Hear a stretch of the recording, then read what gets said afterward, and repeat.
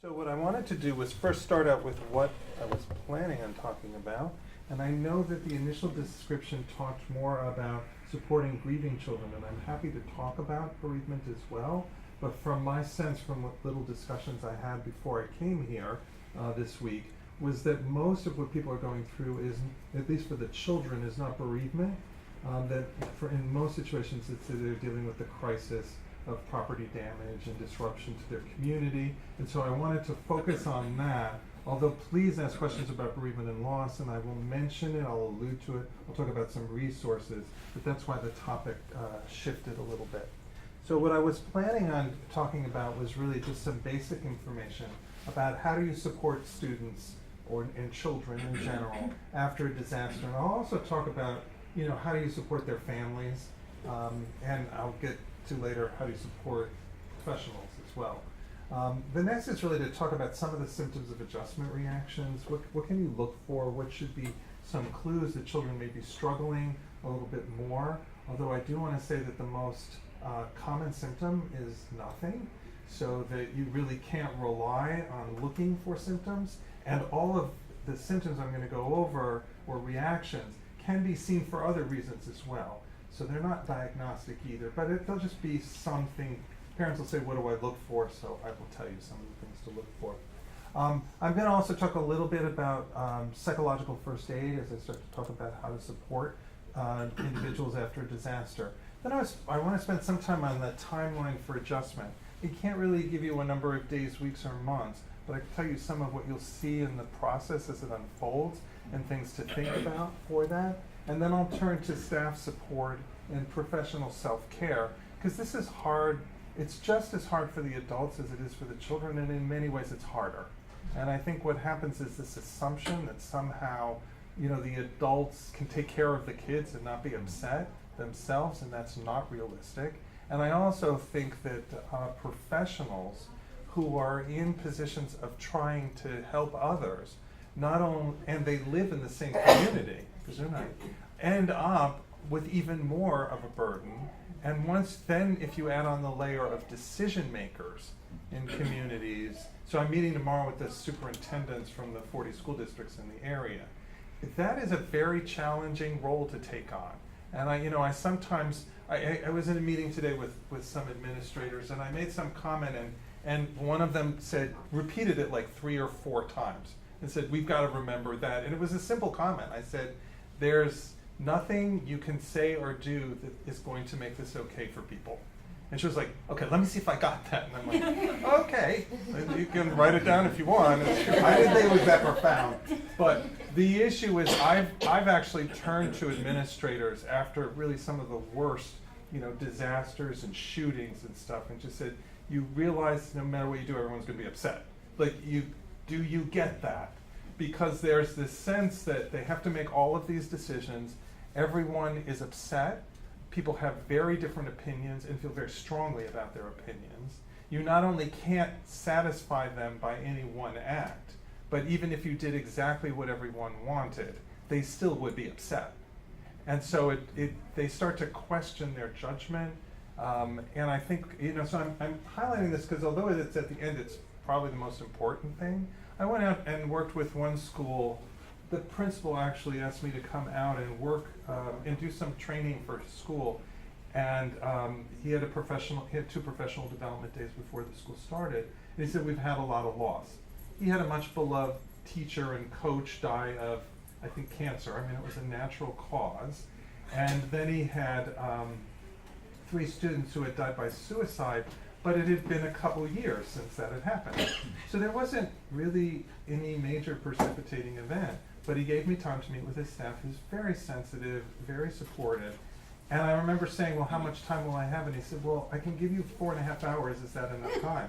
And I'm like, oh, with the entire staff, bus drivers, cafeteria workers, everyone.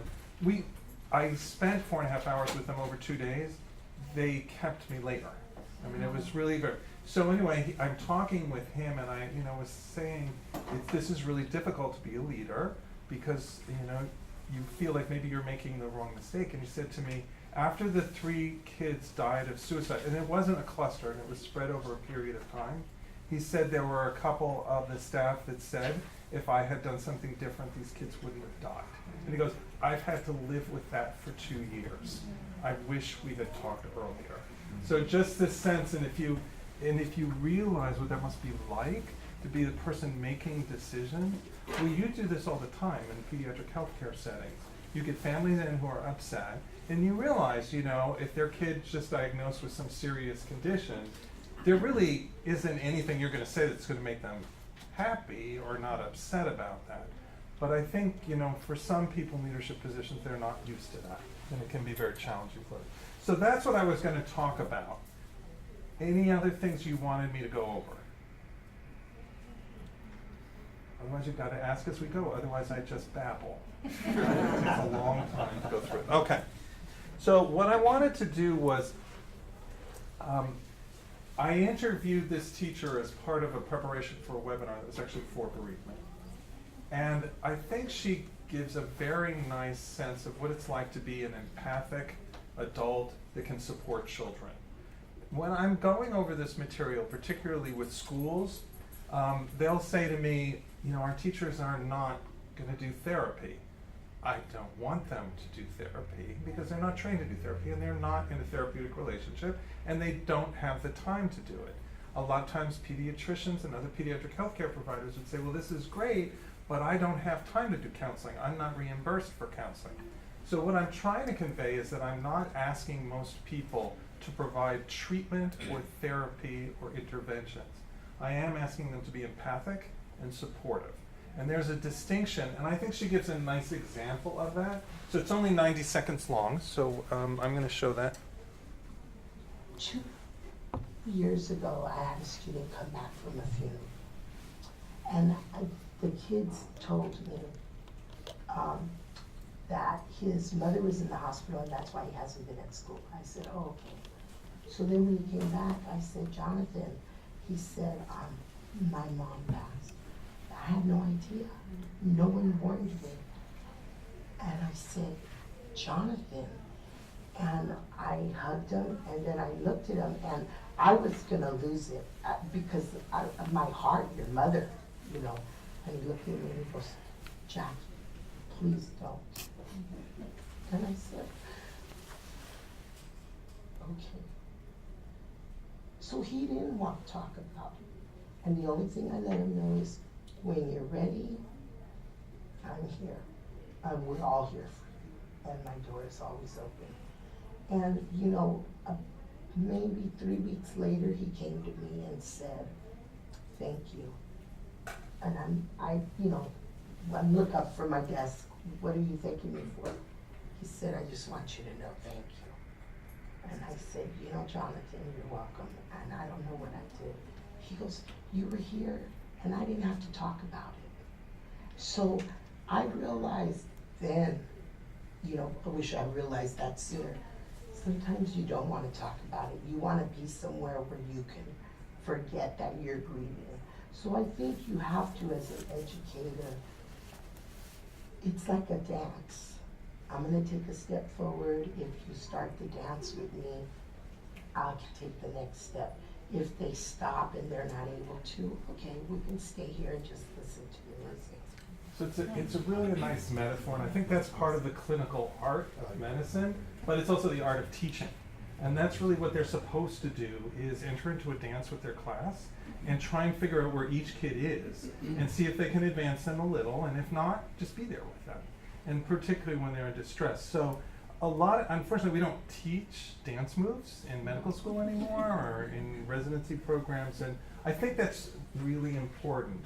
So what I'm hoping is that I can go over some of the basic things you can do, because if you just communicate to the families that you're interacting with when they're in distress, that you're there and you understand at some level their distress and you'll be there for them.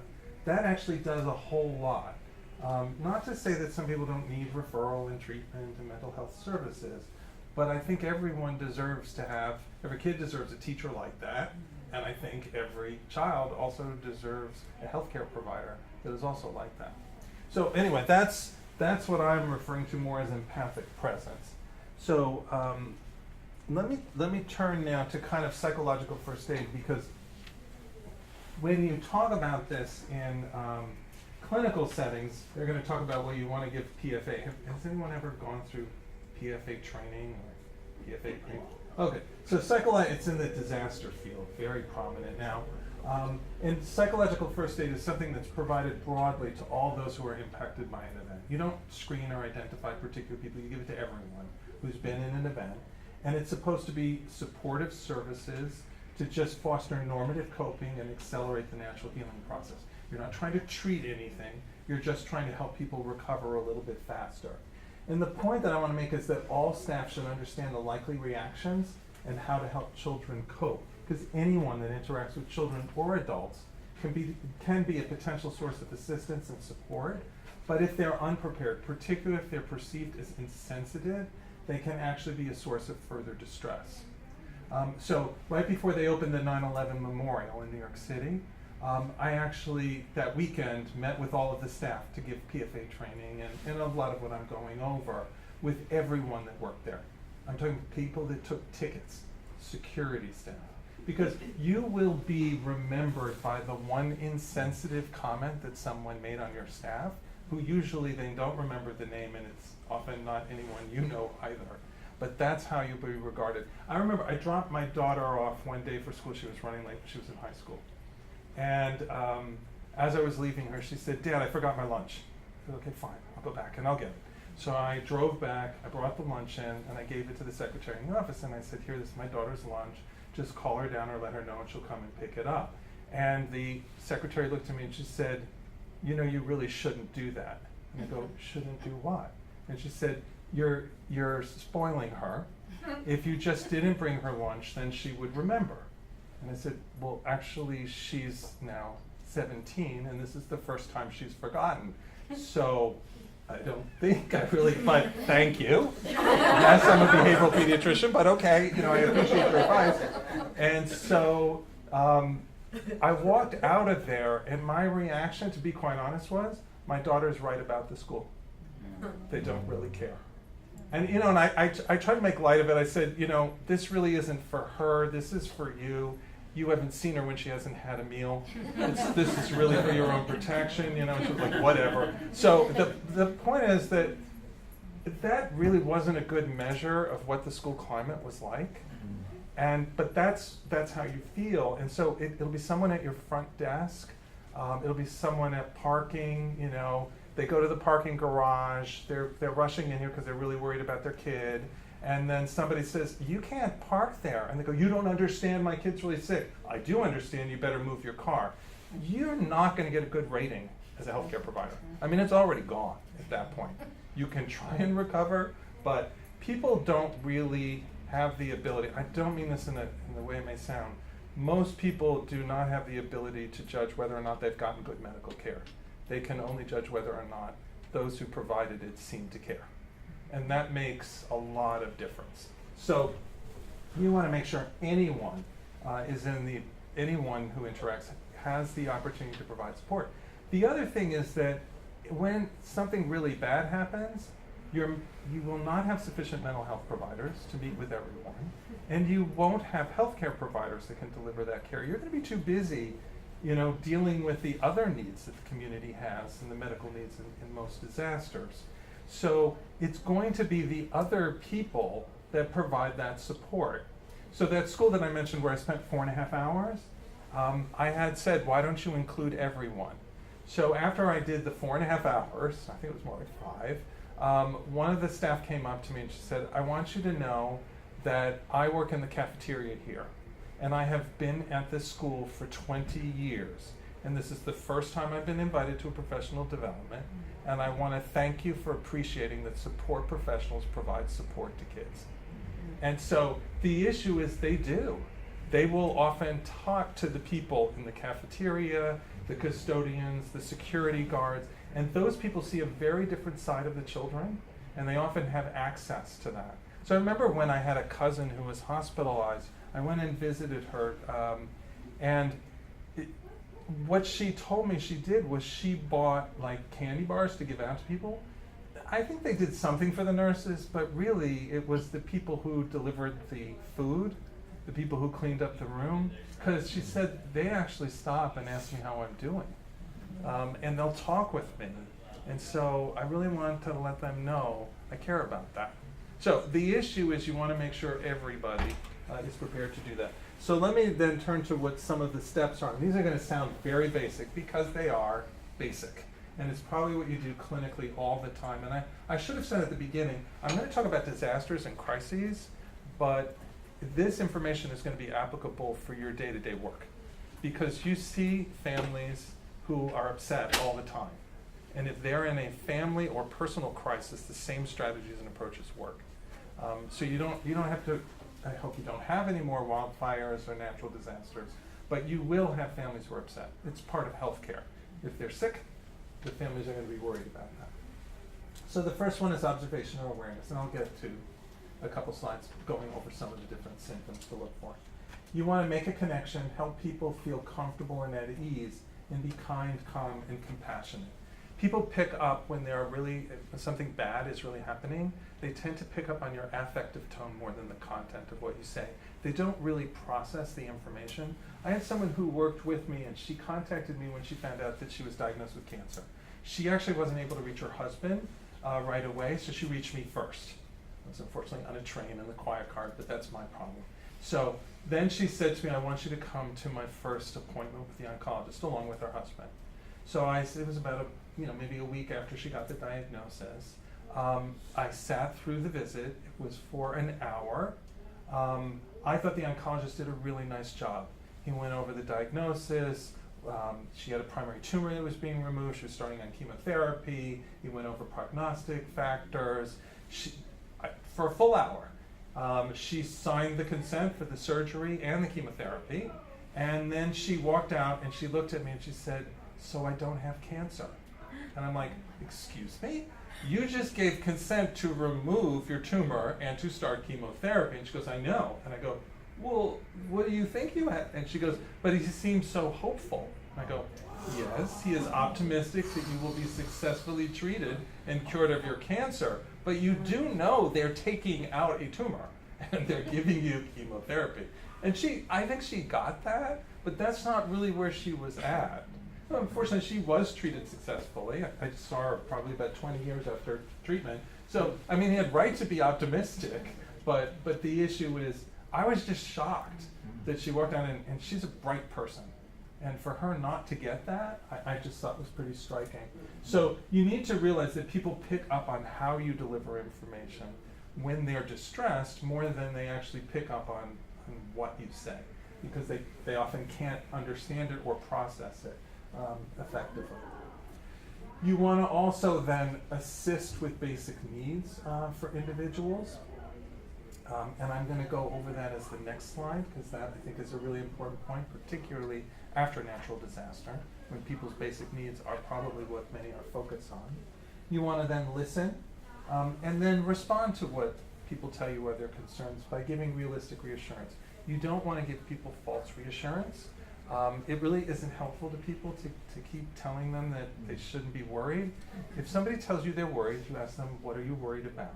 Once they tell you what they're worried about, if it's incorrect, if there's missing information, if they've misunderstood something, you can correct that. If not, then you can say, "Well, this is what we're doing to keep you safe. This is why I'm less concerned." But if they say, "Well, I'm worried," then I think if you say to them, "But you shouldn't be worried," it's kind of at that point they stop listening.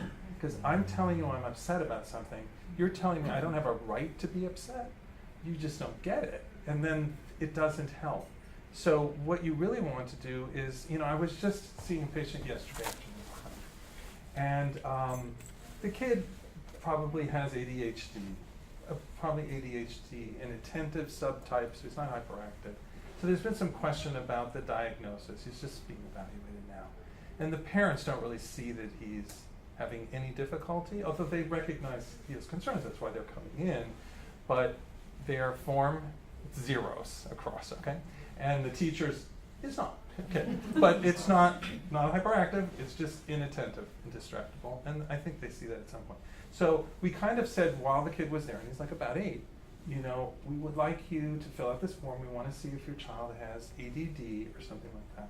And at that point, the mother just said, "Excuse me, do you mind if my son waits outside?" And then she said, "My son is very sensitive. I really would ask that you not mention a diagnosis in his presence, because he's going to read into it and become concerned about it and ask questions."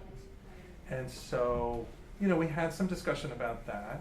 But the example she gave was, he's so sensitive. The other day, he was very excited. And when he's excited, he talks a lot. Okay, I don't know why he got a 0 on there for him, but anyway, he talks a lot.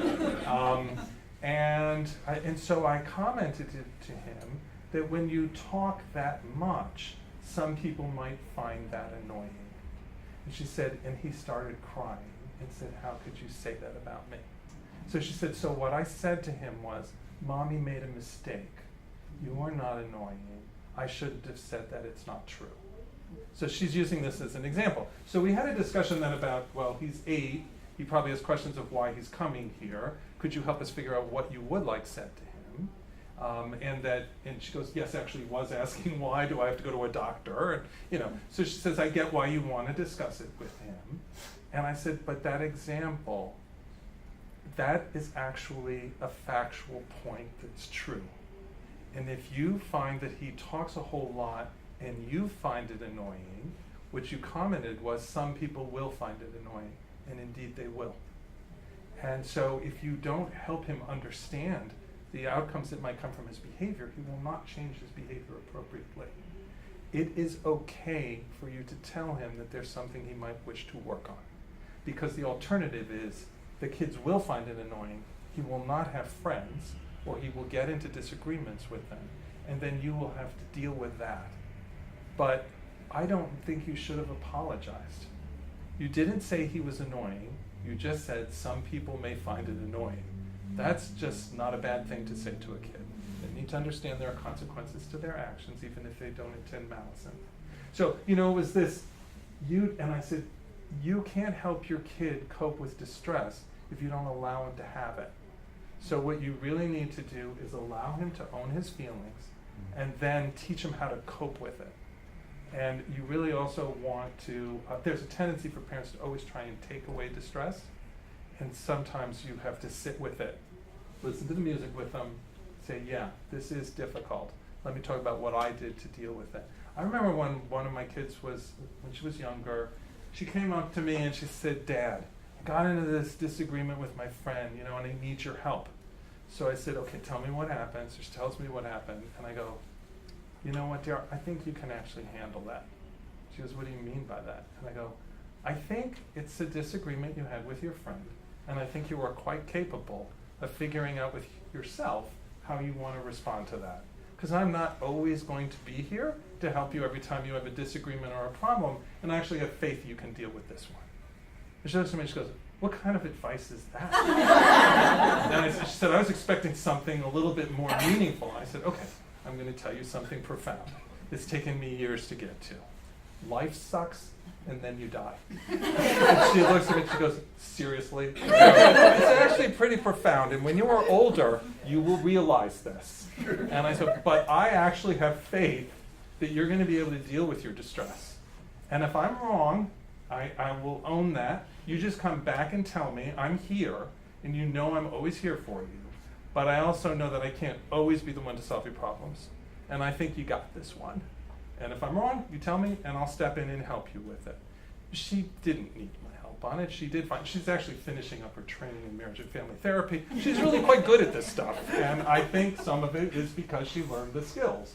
And so the issue is, you want to encourage good coping, but that means you can't tell people that they shouldn't have their feelings.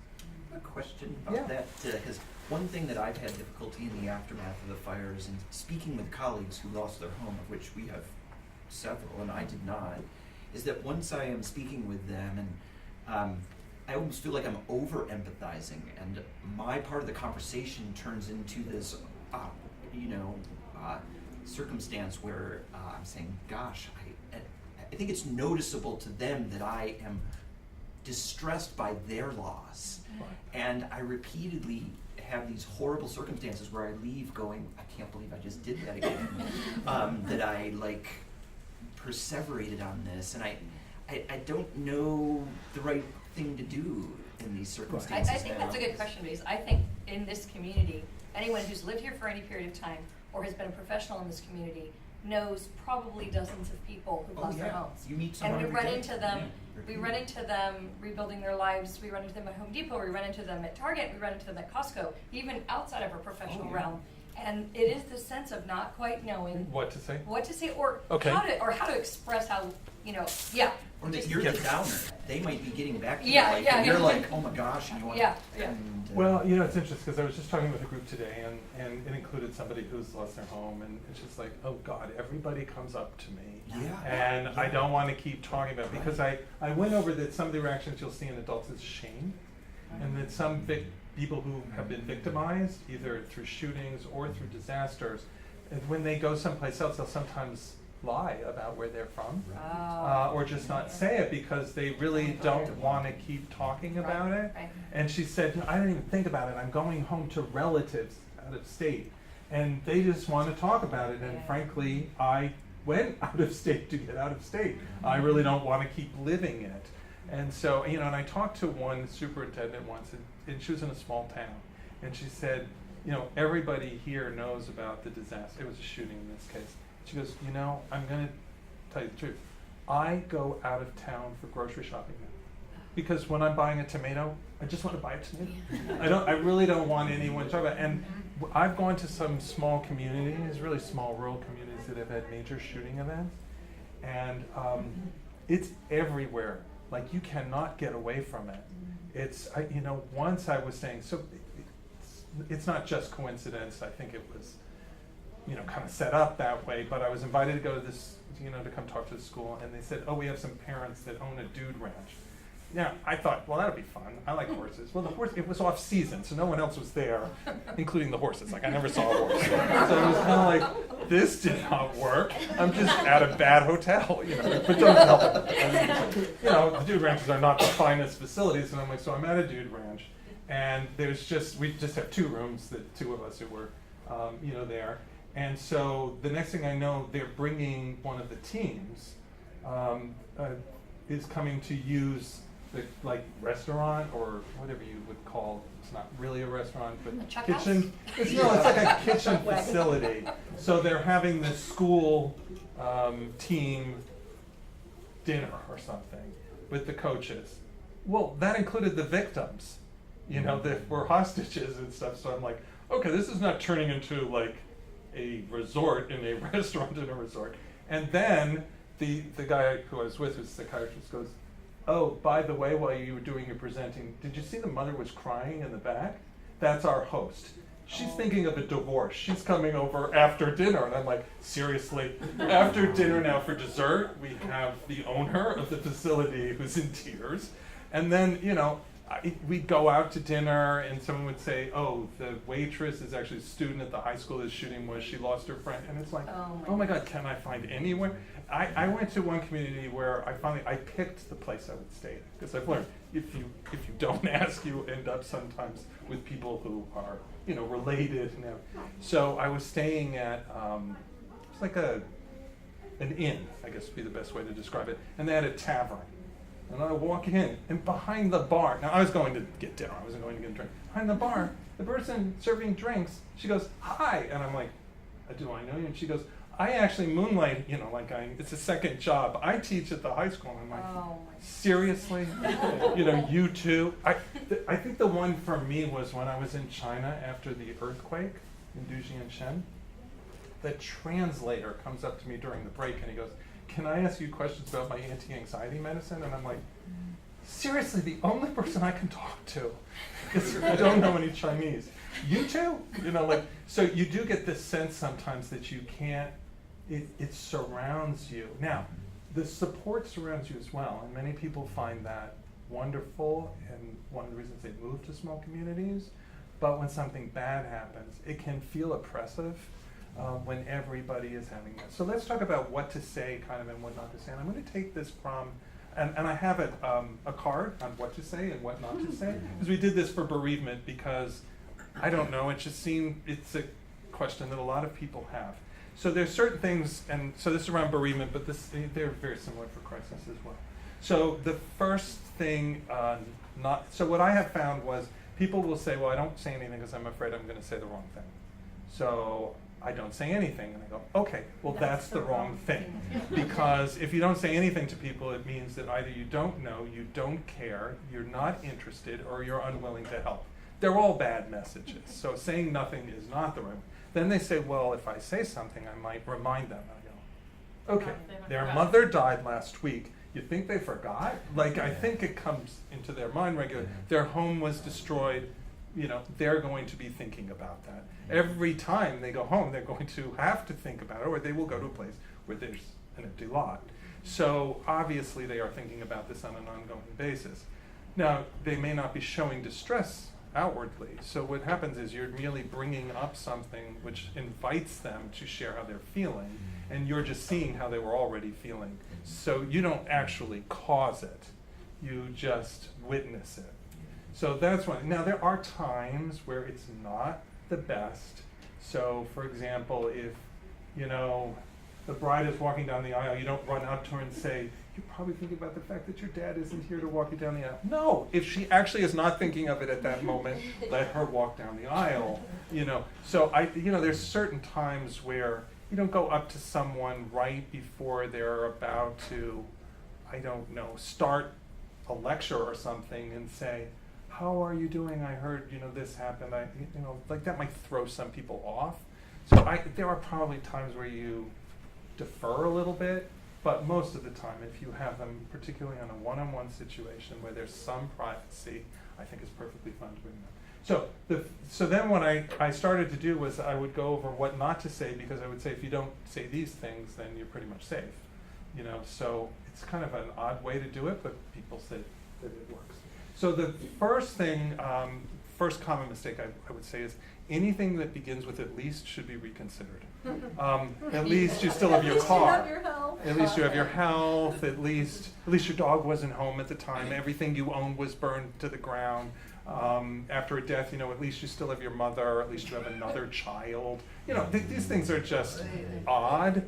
I was talking to one pediatrician who's had an adult child die by falling off a cliff while rock climbing.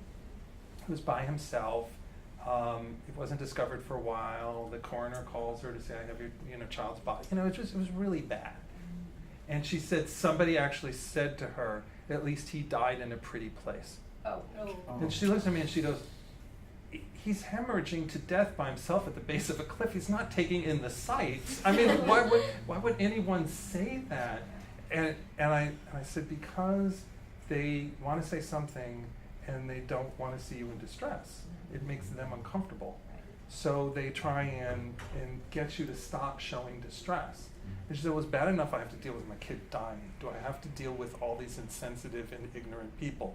And I looked at her and she goes, that's a rhetorical question. Of course I have to. That's what you do.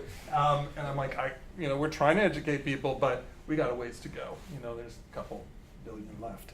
So, so one thing is I wouldn't try and minimize it. Another common thing is to make comparisons. I know you just lost your house. My car got, totaled. Well, they don't care. This isn't a competition. And as soon as you start sharing your personal story, you divert the attention away from them. And either you beat them and then they can't. So like in bereavement, I've seen people say things like, when I was your age, both of my parents died. Well, then the kid turns around and goes, how are you doing? So it draws the attention away from them. And if you share and you say something that's seen as trivial, like, I know you just lost your house, but my car broke down, I had to buy another one. And they're gonna go, what? Really? Seriously? You think that's equivalent? So either you beat them and you draw attention away, or you say something insulting and then they don't think you understand. So I don't really know how the comparison works. Now, obviously, if you're peers, and they do want to know, how are you doing? Oh, well, this is what happened to me. That's okay. And if it's siblings and best friends, you might do it. But if this is a patient of yours, a client, it's really all about them. You know, I recently was talking with a doctor and he said something like, well, let me tell you what I did with, my relatives. And I felt like saying, frankly, I don't really care. Like, it's not the question. I'm looking for advice for mine. I'm not asking about yours. And I know it's some expression we use a lot. If this were my child, well, if somebody said that to me, a doctor said, well, if this were my child, this is what I would do. My reaction, I wouldn't say anything, of course, because I know socially you don't do that, was, well, it's not your child. It's my child, and I want to figure out what to do for my child, and you do what you want for your kid. I'm not coming over to your house and telling you what to do for your kid. So there's a certain amount where even the languaging, I think, it makes it a little more complicated. So it's really, you want to go, tell me about what your wishes and your desires are. Tell me what your needs are. I'd like to give you some information so you can make an informed decision that fits with your beliefs and your desires. That's the way you want to frame it with people. So again, I would avoid kind of comparing. The other thing is, it's I don't want, you don't want to look upset in front of your kids. Those type of comments. You don't want to tell people not to show distress. Now, obviously, if someone is very inappropriate in the distress that they're showing, I remember one parent, her child died. It's a complicated story, but she had a number of different tragedies, but her newborn died of SIDS. And so she did get very distressed in front of her kid. It was like 7, to the point where she's saying, I want to join you in heaven, and she took a knife and the adults in the room had to pull the knife out of her hand because she's threatening to kill. No kid ever wants to see that. I don't think you should be doing it. You certainly don't want to do that in front of a child. But to say, you don't want to show distress, again, I don't think that's appropriate, particularly if you're talking to kids as well. You also don't want to suggest how people ought to feel. You must be angry. You must be overwhelmed. I don't know, I wouldn't be able to go to work. Well, they're at work. So if you say that to someone, what are you saying? Like, you shouldn't be here? So a certain amount, you don't want to tell them how they want to feel, you want to ask them. So in general, you want to ask, you want to listen, you want to be present, and say less about what they ought to do. I find that whenever my wife tells me how I ought to feel or what I ought to do, it bothers me, and I haven't figured out so we'll be driving somewhere, and she always gives directions, and I'm really poor with directions, very poor. I admit that completely, which is why she keeps giving me directions. So I don't actually mind her giving directions when I ask for it, except now I have a GPS, and it tells me, so I don't really need it from her anymore. And I don't understand why she keeps reading the GPS and telling me what it says. I'm like, okay, I've established the fact that I don't internally have good directions, but I'm capable of following directions from the machine. I don't need your help. But anyway, when she is just giving directions and I don't know where I'm going, she has a tendency to say, you want to turn right now. And my reaction, I don't say it is, if I wanted to turn right, if that's how I actually felt, I would have just done it. You don't know how I feel. Now, I know it's just the wording, but that is my reaction. So then what you'll say is, you have to turn left at this corner. And my reaction is, I don't have to turn left if I want to. I could make 3 rights, and I get to the same place, and guess what? I'm going to show you that. So whenever she says, you want to move over to the left-hand lane now, my reaction is always, no, I'm not going to. I don't need to do it yet. And so what she'll do is then she realizes now she needs to give me more warning because I don't do it right away. So then she'll say in about 2 miles, so maybe you want to move left now. And I go, why would I do it 2 miles ahead of time? So anyway, it's just, I know that's my reaction. So if you say to someone, you must be angry, at so-and-so, they might say, I'm not really angry. Or you must be devastated by this. I'm not feeling devastated all the time. So again, a lot of it is just ask them. How are you doing? I heard about this, I'm concerned. Please know I'm here to provide support. So then the other thing comes is when, and I'll pass this around, it's useful there, you can order them for free. They even pay shipping and handling. So it's a if you ever want something like that. So the other thing is we have a tendency to say to people, please let me know how I can help you. Anything, just give me a call. That's a good thing to say. I would encourage it. The vast majority of people do not actually ask you for anything, because either they don't know what they need or what they want, or they really don't want to impose. So what I think is probably best, if it's someone that you're close with, so, it's different if it's your patient and you're just saying that, but what you would do, like with a friend or a colleague, and say, I don't really know exactly what you're going through, but I understand your house was burned, and we have space that you can stay at our place, but we can also help with transportation or accommodate some of your things or help you, loan you things. Would you let me know if there's something? And they'll say, thank you, I really appreciate the offer. But it's sometimes useful to follow it up with, well, what I was thinking was what we'd like to do is take you out to dinner on Tuesday.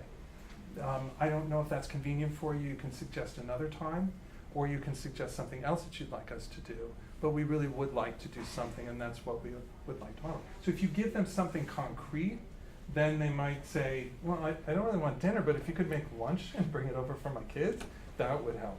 So, because I remember one of the people who mentored me in this said that she was talking with someone, and this was someone who was recently widowed, and another woman came to the door and said, I understand that your husband died a week ago or whatever, and I'm really very sorry.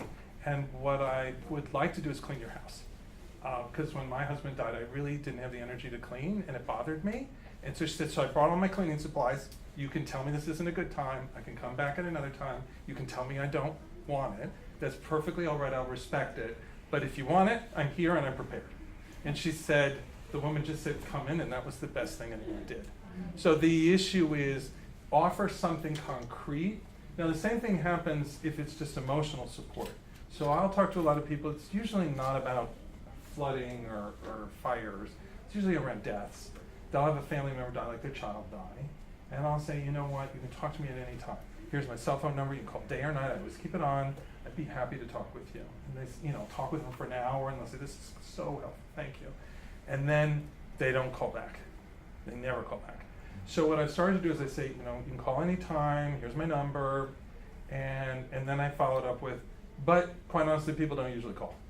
So what I would like to do is make an appointment to call you back in, say, a week. Is that a good time for you? What hour should I try?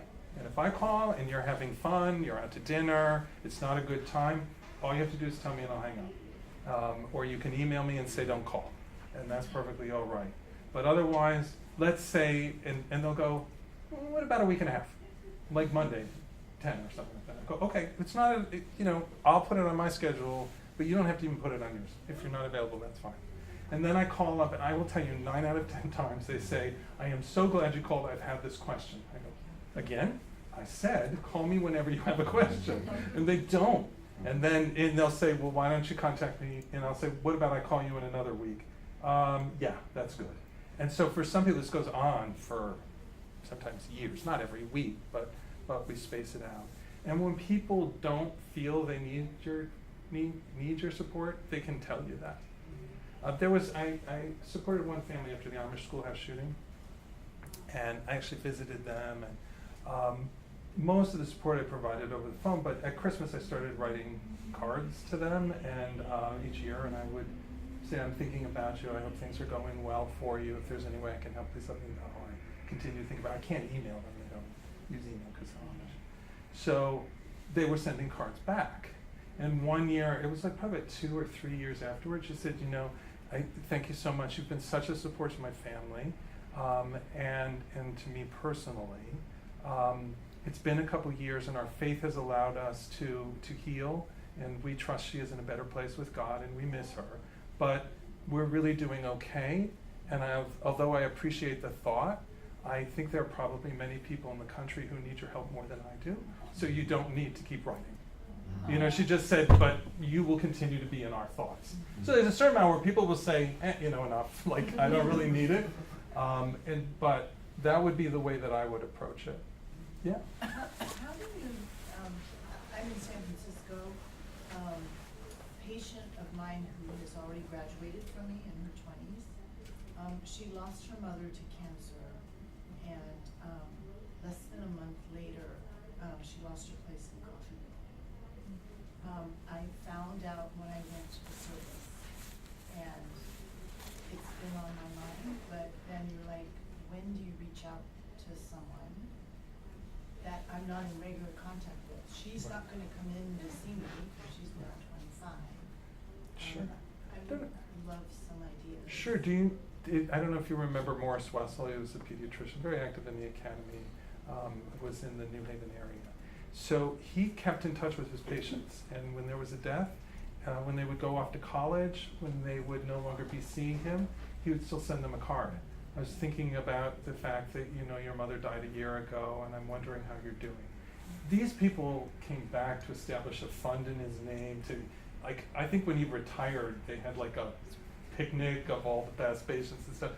They really appreciate it. You know, the sense that somebody that my doctor really cared. Actually, we still get, I actually think this is a little unnecessary, we get holiday cards from my dentist that took care of my kids and me, but that was when we were in Connecticut, and I moved from Connecticut, let's say 13, 14 years ago, and we're still getting them. You know, it's from the staff, and my kids are like, that's so sweet. You know, like they're very touched by it. You know, we were getting cards until very recently from my kid's preschool teacher. They're in their mid to late 20s. You know, so there's a certain amount, and they're like, oh, you know, so happy to hear from her, you know. So the issue is you have an important influence on them, and I think it is very useful to reach out. And I don't think there's any perfect time. It's whenever you wish. So if you just said, I was thinking about you, or I just went to a presentation and I thought about you, or something reminded me, and I just wanted to reach out and let you know that I'm still here and I care about you. And if there's anything I can do, let me know. But if not, please know that I am thinking of you. You're in a, and I think that means a great deal to people. And actually, part of what I've been doing with some schools is that when they have school shootings or sometimes even natural disasters, I help them draft a letter to their alumni, to kids that have graduated, particularly the ones that have recently gone off to college, because they don't have anyone else to talk with about this. You know, that's a whole nother issue, is if your parent dies or your kid dies or your sibling dies and you go off to college, then everyone around you doesn't have that shared experience. They're not close friends yet, particularly if you're in your first year, and you're never alone. You're not even alone in the bathroom. You don't have your own bedroom. There's no comfort food. My kids have pointed out that college food is the opposite of comfort food, whatever you can call that. And there isn't, you know, the favorite place you used to go, or your aunt or uncle you could go hang out with, or sit and talk with your mom and dad. You're just by yourself. A lot of people want to party and have fun and don't share their personal distress, and it's very isolating. And so I've had now a number of situations where over the summer, one of the recent grads kills himself. And these kids are leaving for college, and it's really, I think it makes them quite vulnerable. And so knowing, even when you're 25, that there was someone who meant a lot to you in your life, who actually still cares, makes you feel kind of grounded. And if you lose a parent, to know that they're, I don't want to say old people, but I include myself in that, obviously, you know, adults who are older, who really do still care about you. You haven't lost all your history. You haven't lost all the people who knew you when you were a kid. So, you know, I think I just try and be kind of genuine and honest about it, but I also be realistic that you don't really have time to write notes to all of the kids that you care for. So you're going to pick and choose those when you wish to, and that's fine. I don't think you can make it a routine practice. In terms of things to say, do you have some recommendations for how to coach parents and what to say to the kids? Because like you're saying, it's okay only goes so far. It's some form of you're safe, but yes. I don't know. So we actually do have some guidance documents on how to talk to parents, about how to talk to children after terrorist attacks or shootings in the media. And so we go over, these are the things that you want to reassure your child about, these are what you want to say, these are the questions you might want to ask. You know, what do you do if they don't want to talk about it? What do you do? You know, there's a lot of different things that we go, it's actually a couple pages, but it's on our website, so I can refer you to that. But I think part of what you want to do is initiate the conversation, because if something's happened in your community and you don't talk about it, you can be assured that the kids probably have heard about it, and they know that you're not bringing it up, so they're not going to talk to you about serious things because they don't think you're comfortable with it. So you do want to mention it. I usually start with asking them what they may have already heard, unless it just happened, and you would have no reason to expect them to hear about it. Although, to be quite honest, These days. social media, these kids hear about. I will tell you, my younger daughter, now she's 25 now. She is my first source of anything that happens in the world. She will text me and go, "Dad, school shooting. Here's the link. This is what's trending." She just sends it to me because I don't listen to the news and I don't really follow social media. So she knows I often don't know. I'm actually pretty proud of myself when I've heard of it before she has. That's happened very rarely. So kids, you want to ask kids what they already know. You ask them to explain to you and ask what questions they have, what concerns they might have. And then I think you give them, if they don't know anything about it, you give them basic information, just the factual information so they understand what's happened. Not a lot of graphic details, not a lot of emotional content. And then you ask them if they have any concerns or questions.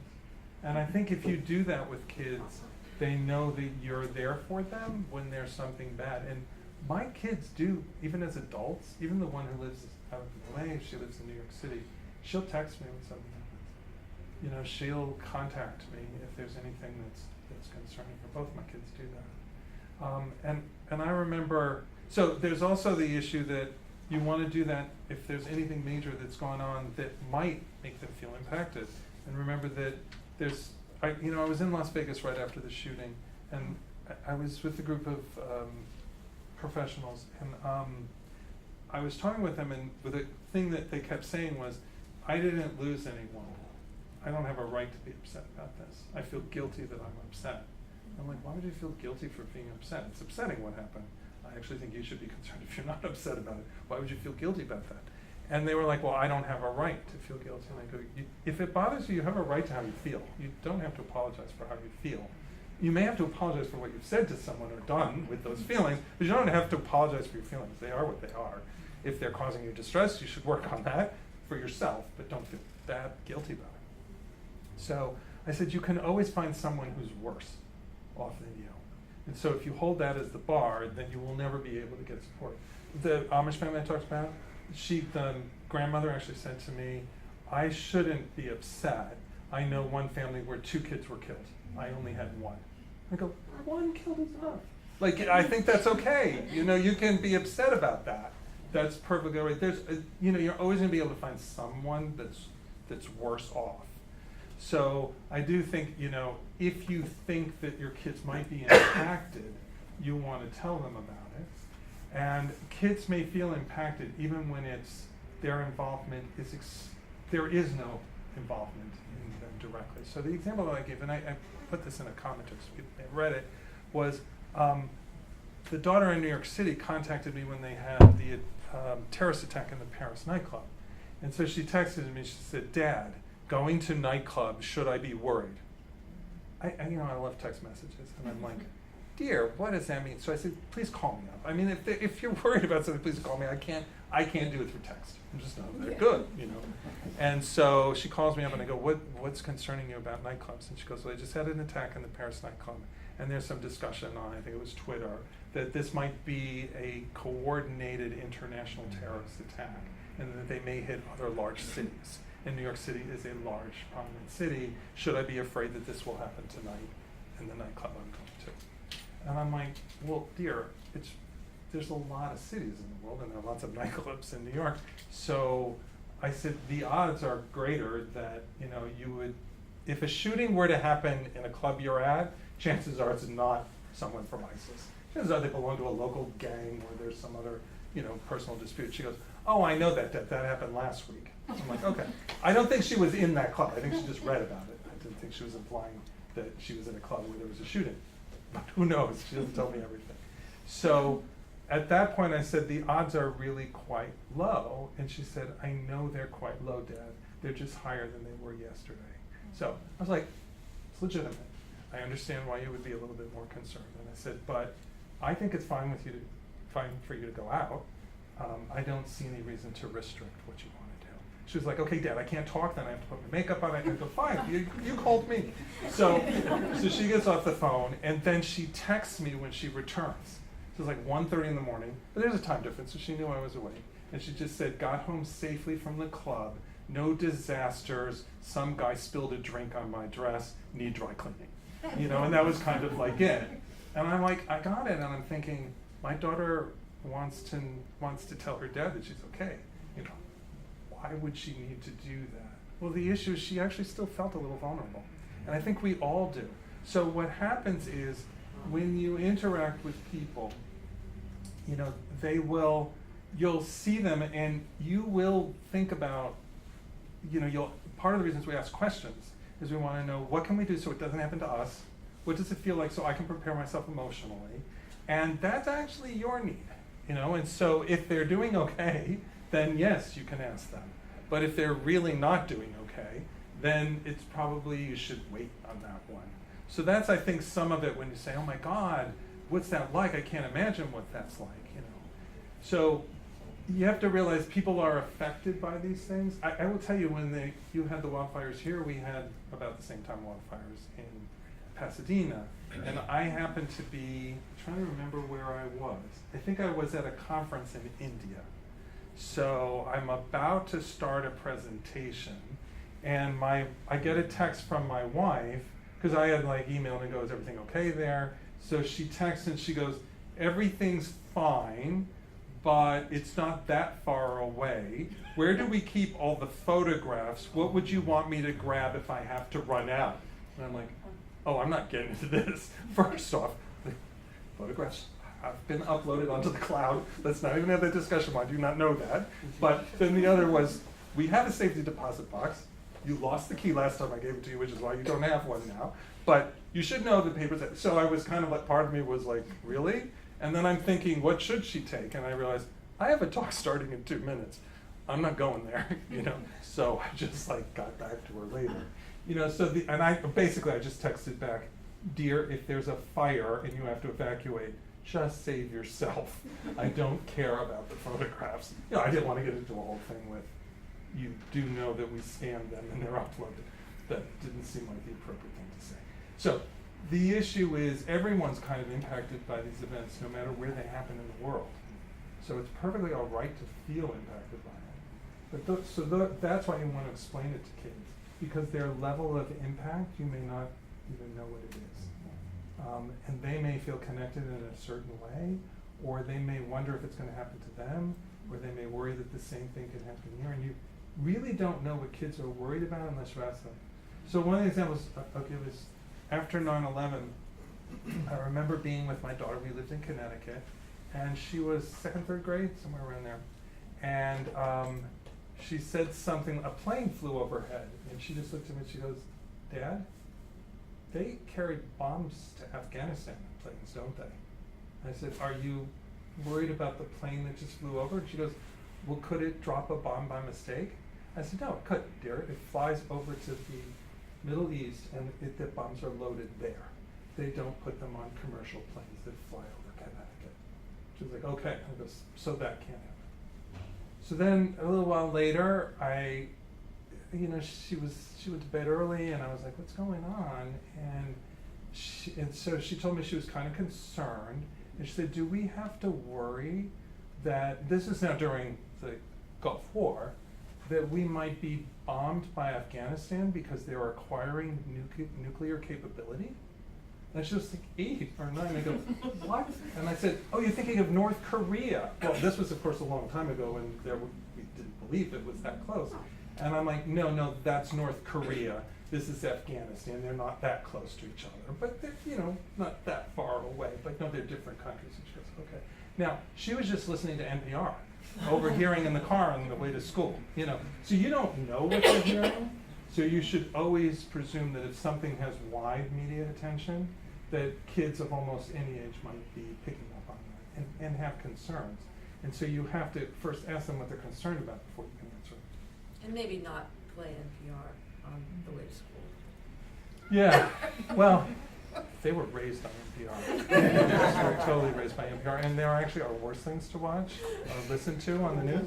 So, But yes, so you should never believe that kids are not picking up stuff, and also some of it is they just pick up on the affective tone.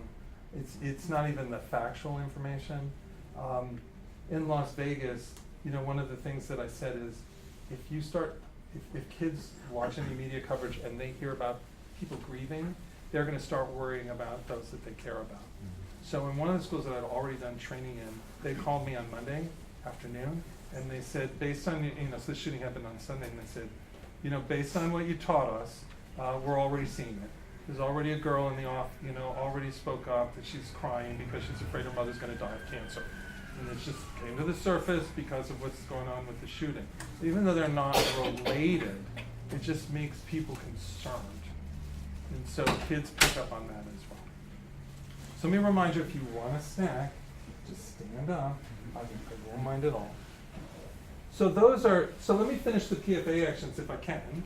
So we said coping, then you want to help people connect. So really, who can you speak with? Do you have someone with you? Who can you talk to? I told a story to my daughter. It wasn't that or maybe she went to a talk where I gave it, and I was giving an example of how you can do that at a very basic level. And she actually used it in her field placement because she's getting an MFT now.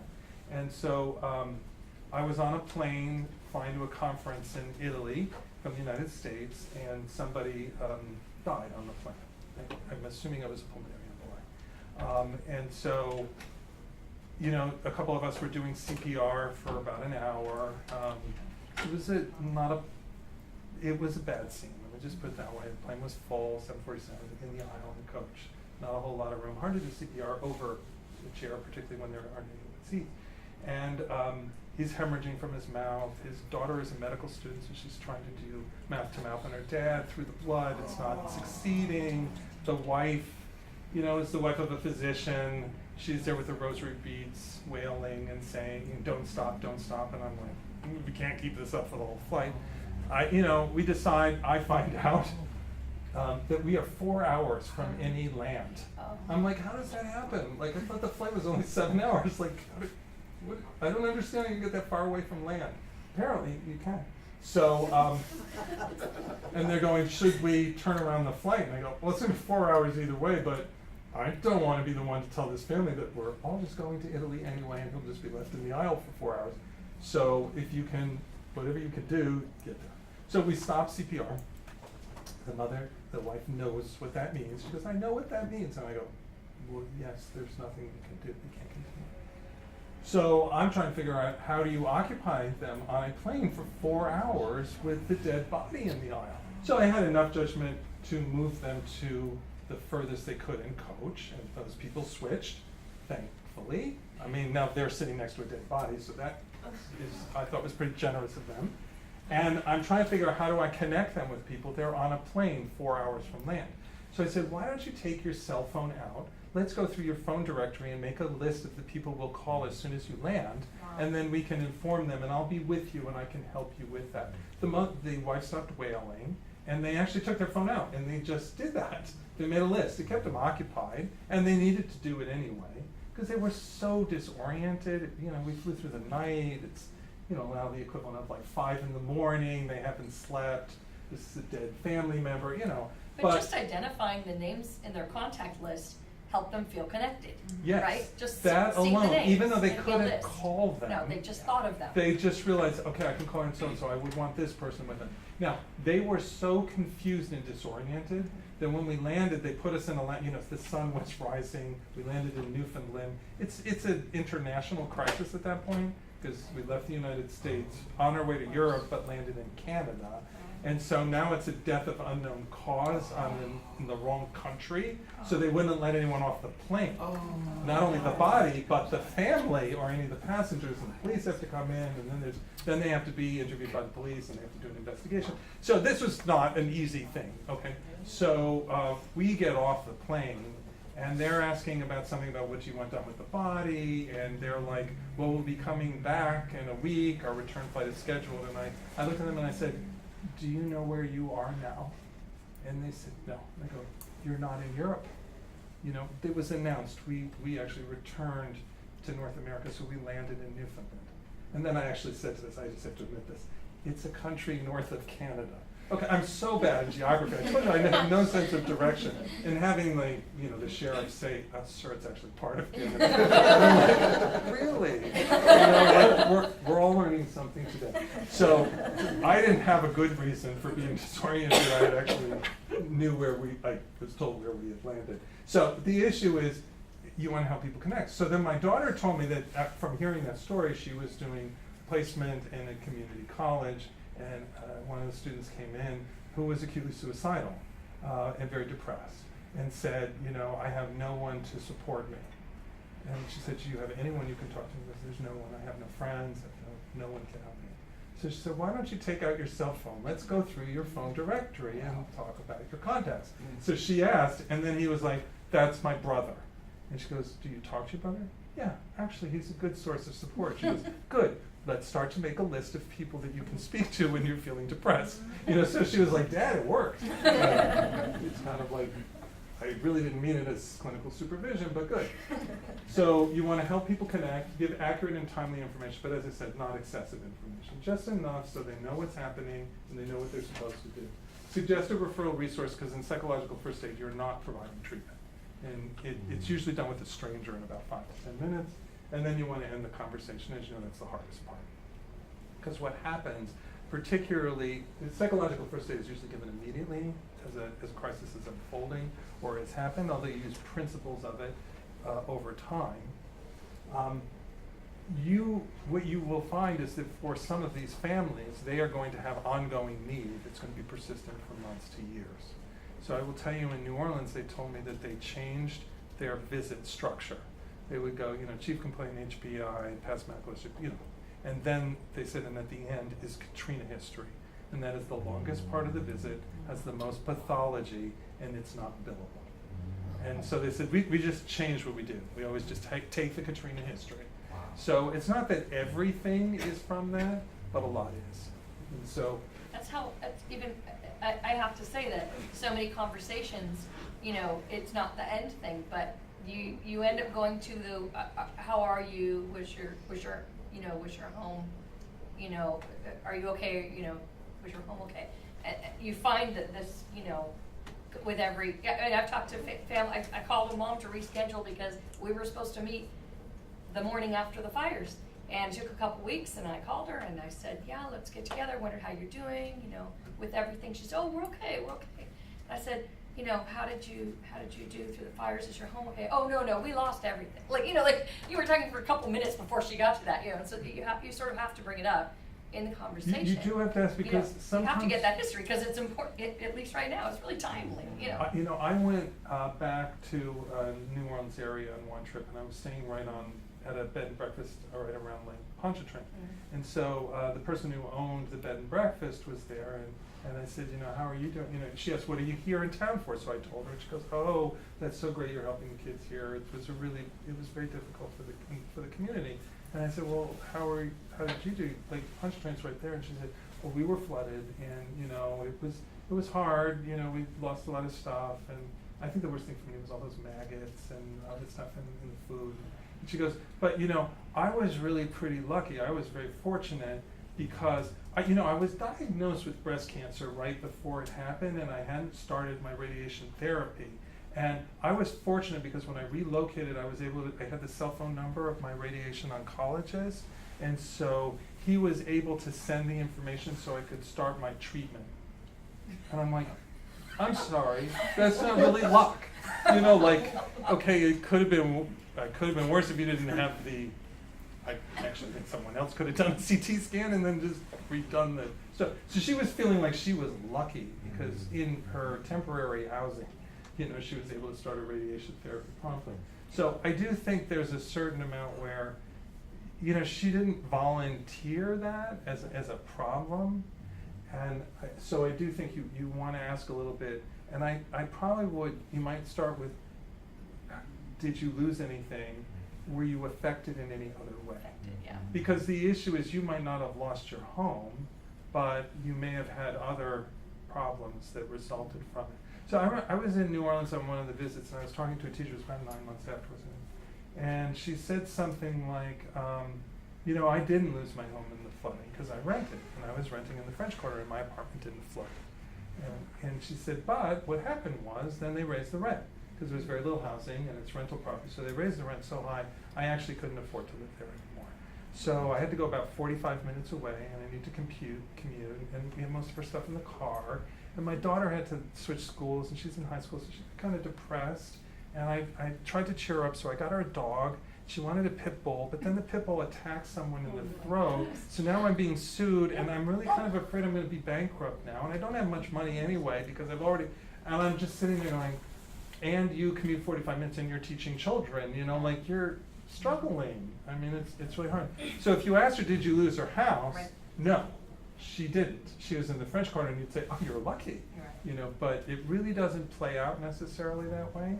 And people, I think, have a lot of, but I think if you say, did you lose your house? And they say no, and you say, oh, you were lucky, you may not hear the rest of the story, and sometimes it's a little more complicated. So let me do this. I'm going to go over some of this stuff really quickly. The point I want to make here is basic needs are really basic. I'm not going to spend a lot of time on it, but that's what you have to deal with first. And so,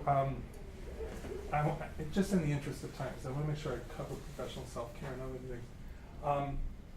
If you don't meet people's basic needs, you're not going to be able to do much more for them. So I remember hearing this story in New Orleans about some minister was in the middle of reading the sermon, and somebody's cell phone went off, and people made noises about you shouldn't have your cell phone on. And so the minister stopped the sermon and said, that call might be your contractor, you better get it. So what he communicated was even the words of God are not as important as making sure that your family is safe and that you have a place to live. And so the person who told me said, my minister really gets it. So what you want to do is you want to make it very clear, we get it. We understand, and we don't need to know everything that's going on in your life, but if there's something that you need help with, or you want time to be able to deal with it, we will, we'll accommodate that. So I went to one community that had gone through, major natural disaster. It was very large.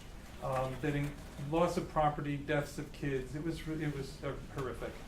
And I was talking to the principal of the school, and I said, how are you doing? And she said, well, this was the first day back to school. It happened in the summer, so she had a couple weeks. And she said, well, my house was destroyed. And she goes, and I happen to have just gotten divorced right before this happened, so I don't have a husband to help me with this. And so I'm living in the basement of my mother's home. And I'm like, how's that going? And she looks at me and she just, with a straight face, goes, there were many good reasons why I moved out of my mother's home. And I'm like, okay, so what are you doing? When are you going to get out of the basement? Figuratively and literally. And she said, I don't have the time to look for a home. I'm the principal of a school in a community that's struggling. I should feel grateful I have a safe place to live. I can't take off from school to go house hunting. And I'm like, yes, you can, and that's what you have to do. Because if you don't get yourself out of the basement, you're not going to be a very good principal. So you need to take care of yourself. So a lot of what we do with schools is we talk about the fact that hire substitute teachers. So the teachers don't have to choose between making sure that their kid's okay, or that they have their home repaired, or attending to their career and helping kids who also need them. So I think you want to do that also as healthcare providers, is recognize that, people say, what do I do for my staff? Well, part of it is you manage expectations and workload so that it meets people's capacity to meet them without overstressing themselves. And so if you have a lot of need, you may need to push ahead, the first day or two. You can't say, oh, I'm really upset if I miss Saturday Night Live and I feel bad the next day, so I'm going to just have to leave the emergency room in the middle. No, you can't do that. And you have to sometimes compromise on what are things that make you comfortable, or even basic care things like getting a good night's sleep if you're rescuing people. I understand that. But as soon as you can, you need to start taking care of yourself. Just get in the airline and ask whether you put on your oxygen mask first before you put it on. Yes, and that I think is a very useful analogy. Let me tell you though how I modify it. because people have said that a number of times when I don't talk to my kids yet about it, because you have to take care of yourself first, put the mask on. So I've actually, I fly on planes a lot, which I believe you do, so pull out those directions and look at them now. In a couple airlines, they actually inserted a clock that has minutes marked, so that from what I've seen on various airlines, the point they're making is within 10 seconds of the mask coming from, don't quote me on this, what's being taken, but within 10 seconds you're supposed to put it on. Within 2 or 3 seconds you're supposed to put it on your kid. So yes, you help yourself first before you help the child.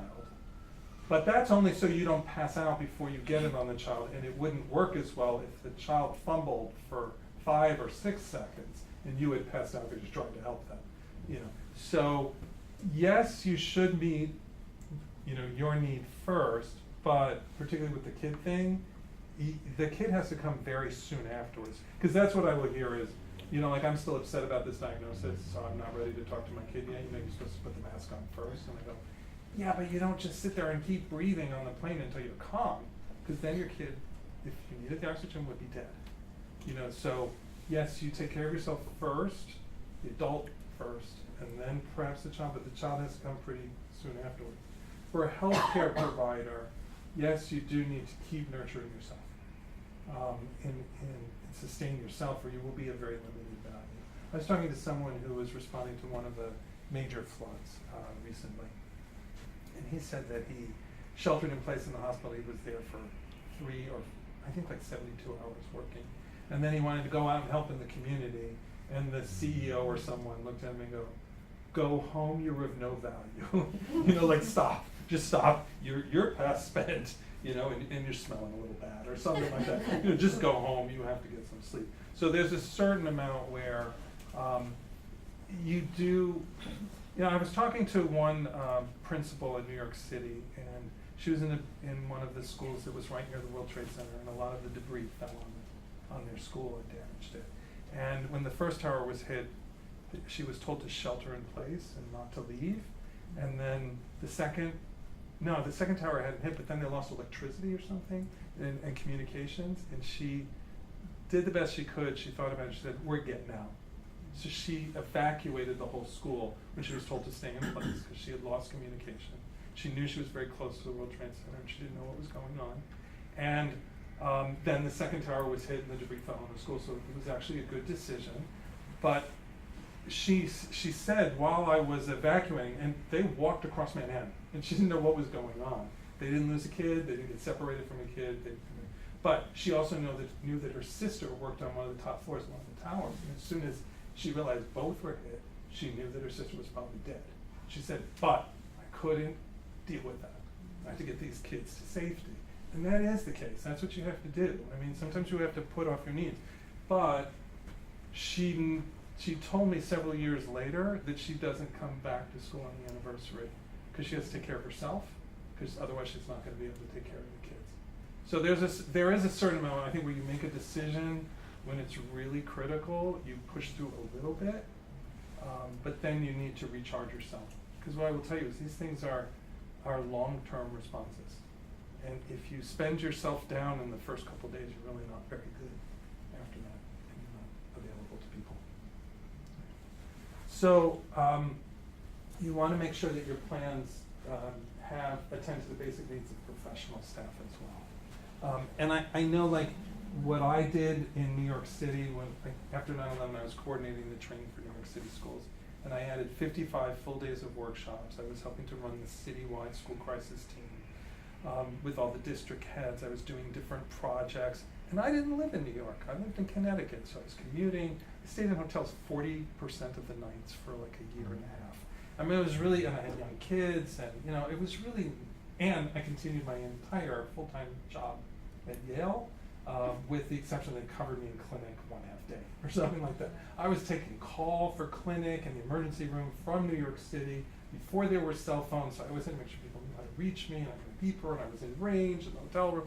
It was just not good, okay? So through all of this, and I decided, people were having meetings with me at night about different projects. I was like, I'm gonna have to take care of myself, or I'm just gonna lose it. So what I did was I just would go to TKS and I got half-price tickets for musicals. And I would be like, when I'm in a musical, they tell you to turn your cell phone off. Like, I'm just following a rule here. So I would just turn my cell phone off for like 3 hours, not while I was on call, I didn't do it when I was on call. But, and I knew that for 3 hours, I would not be thinking about what was going on. I would just, I like musicals, it works for me. Did not see a single drama, didn't see a single play. I mean, everything had to be a comedy or a musical. And so that's what I did. And you know, I signed up for the last NCE. Isn't it in Atlanta or something? Or maybe it was in Chicago. It was in Chicago. So I went to that. They added a session that I was doing, that they asked me to do during lunch, and it was about the different floodings that had occurred. And so they asked, would you do it? And I was like, I signed up to get tickets to a musical. It started at like 2 o'clock, and this is like 12:20. So I look up online, and yes, if I get an Uber or Lyft, I can make it, you know. So the person from Houston was talking with me, and I said, you know, I gotta admit, I'm gonna have to run out, because I have these tickets, and this is what I do. It's the only thing. And he's like, do it. You know. So we finished the session, and he goes, David, out that door, go run. You know. He was like, no one's asking David a question. We're just gonna. He's got something really important. So the issue is, you do need to figure out what it is. Because if you don't, it's endless. And as you said, it's in the grocery store, it's in every place that you go. I'm going to go through this quickly because you're seeing this already. So these are just some of the symptoms. Sleep problems. If people don't sleep well, they don't do anything well. So you really want to make sure you get at least symptomatic treatment, not necessarily medication, but sleep hygiene advice. Separation anxiety and school avoidance, you want to make sure the kids are back at school with whatever accommodations and supports they need, and the people are back at work with the accommodations and the support. Anxiety and trauma-related fears, they may be anxious, so they may be just fearful. So, you know, I think it's more clear to people that someone might be afraid of, you know, when there's storms, if there's just been a hurricane, but they may actually be afraid of the dark when nothing happened at nighttime. Difficulties with concentration leads to deterioration in academic performance, and it leads to deterioration in work performance. So you may find that some of your staff are not concentrating well, or you aren't concentrating as well. I've had healthcare providers tell me that they can see the patients because that's engaging and they want to help, but they can't complete the electronic health record or the billing information because it's boring, tedious, and their mind wanders during that. So they may have more difficulty in times when it's harder to sustain their attention.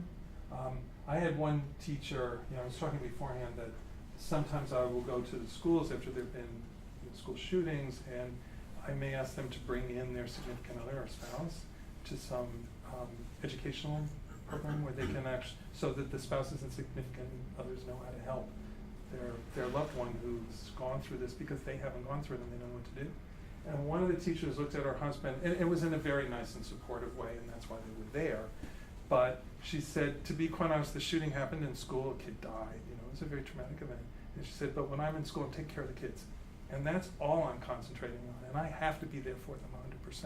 But when I get home, it starts to hit me what happened, and I get upset, it gets dark, and I'm not distracted. And you just say to me, it's okay, why are you feeling unsafe? There's nothing that's gonna happen in the house, I'm here to protect you. She goes, you don't really even know what to say to me. You're not helpful. I feel worse with you at night than I do in the school where the shooting happened. You know, and he was like, dear, I'm trying to help. She goes, I know, that's why you're here. So the issue is, you know, people will have problems with concentration, and it often happens when they're not in an engaging activity. And so it catches people off guard. So teachers will tell me, you know, I can teach. Some tell me they can't teach. But they may say, I can teach, but I can't grade the papers because it's tedious and I just get distracted. So I'm like, well, you know, there's the issue of you can get trauma treatment and all that, and if someone has trauma disorder, then they should. But if it's just a reaction that doesn't reach that level and they don't wish counseling, I go, why don't you do something like have a grading party? Get together with another teacher and grade together after school. Or maybe it's someone's home. You know, grade each other's papers because it's harder, you have to pay attention. Think about ways that you can support yourself not necessarily pathologizing it. Of course, if somebody really can't cope and they're unable to concentrate in class or teach, then they need treatment. But if it's just that grading papers is hard, it doesn't mean they necessarily need treatment. You can get regression. People talk about developmental regression. You're familiar with that, but it's also social regression. People get irritable, cranky, inflexible, intolerant of change. They need a lot of predictability because the disaster stressed to them that life is unpredictable and random. So you change anything, you move their appointment by half an hour, they freak out. You change the medication schedule, and you're like, we used to get it at 8 and 12. That's what I'm used to. Well, it probably would work better if you did, and you're arguing with them, and you don't get it that really just any change is hard for them right now. And so because they'll have less flexibility, cognitive flexibility is decreased, and they get self-centered. And so a lot of times you're just going to find that leads to, and as I said, adults can get ashamed. There's distrust and suspiciousness that develops. They are less fun to be with. They find less fun being with others.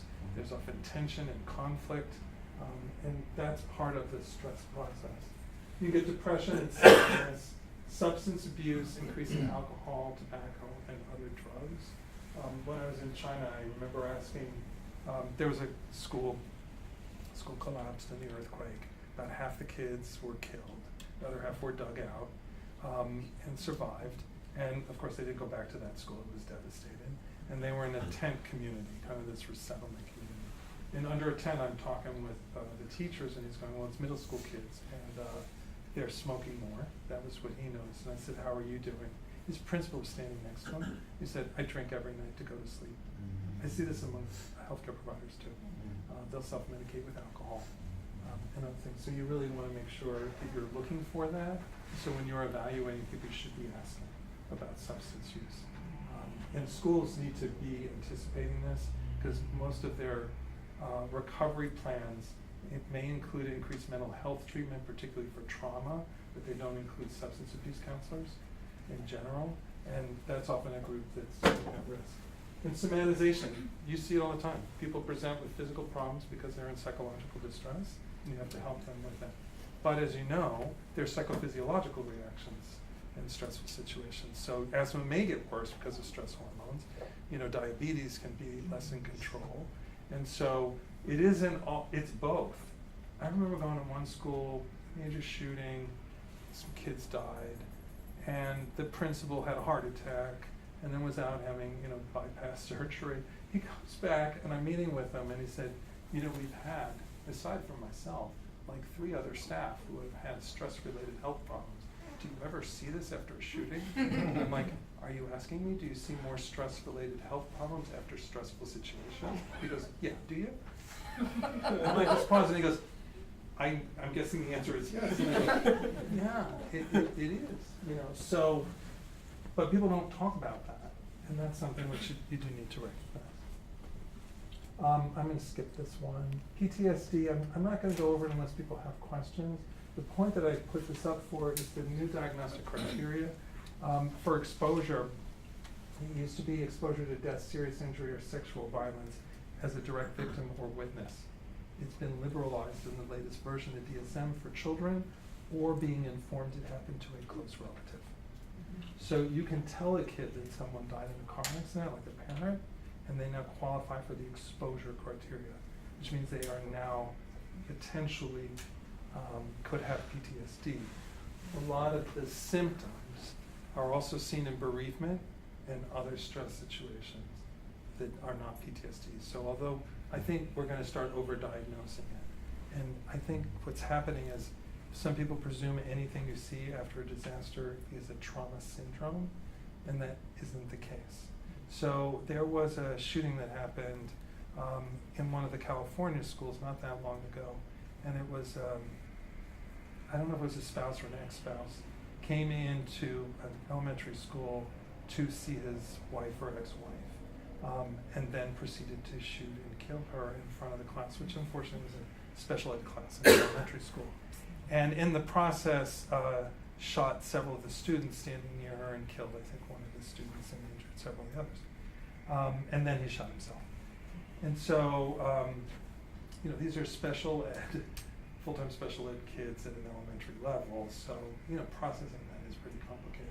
So I was talking to the mother, and the kid wasn't in school. He didn't want to go to school, and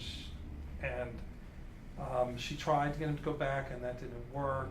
And I said, well, a lot of times the anxiety is also on the part of the parent. She said, oh, I'm going to be quite honest. I sat in the parking lot the time I tried. I couldn't even leave the parking lot.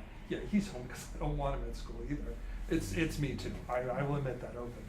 So she's trying to figure out what to do with this kid because he won't go to school.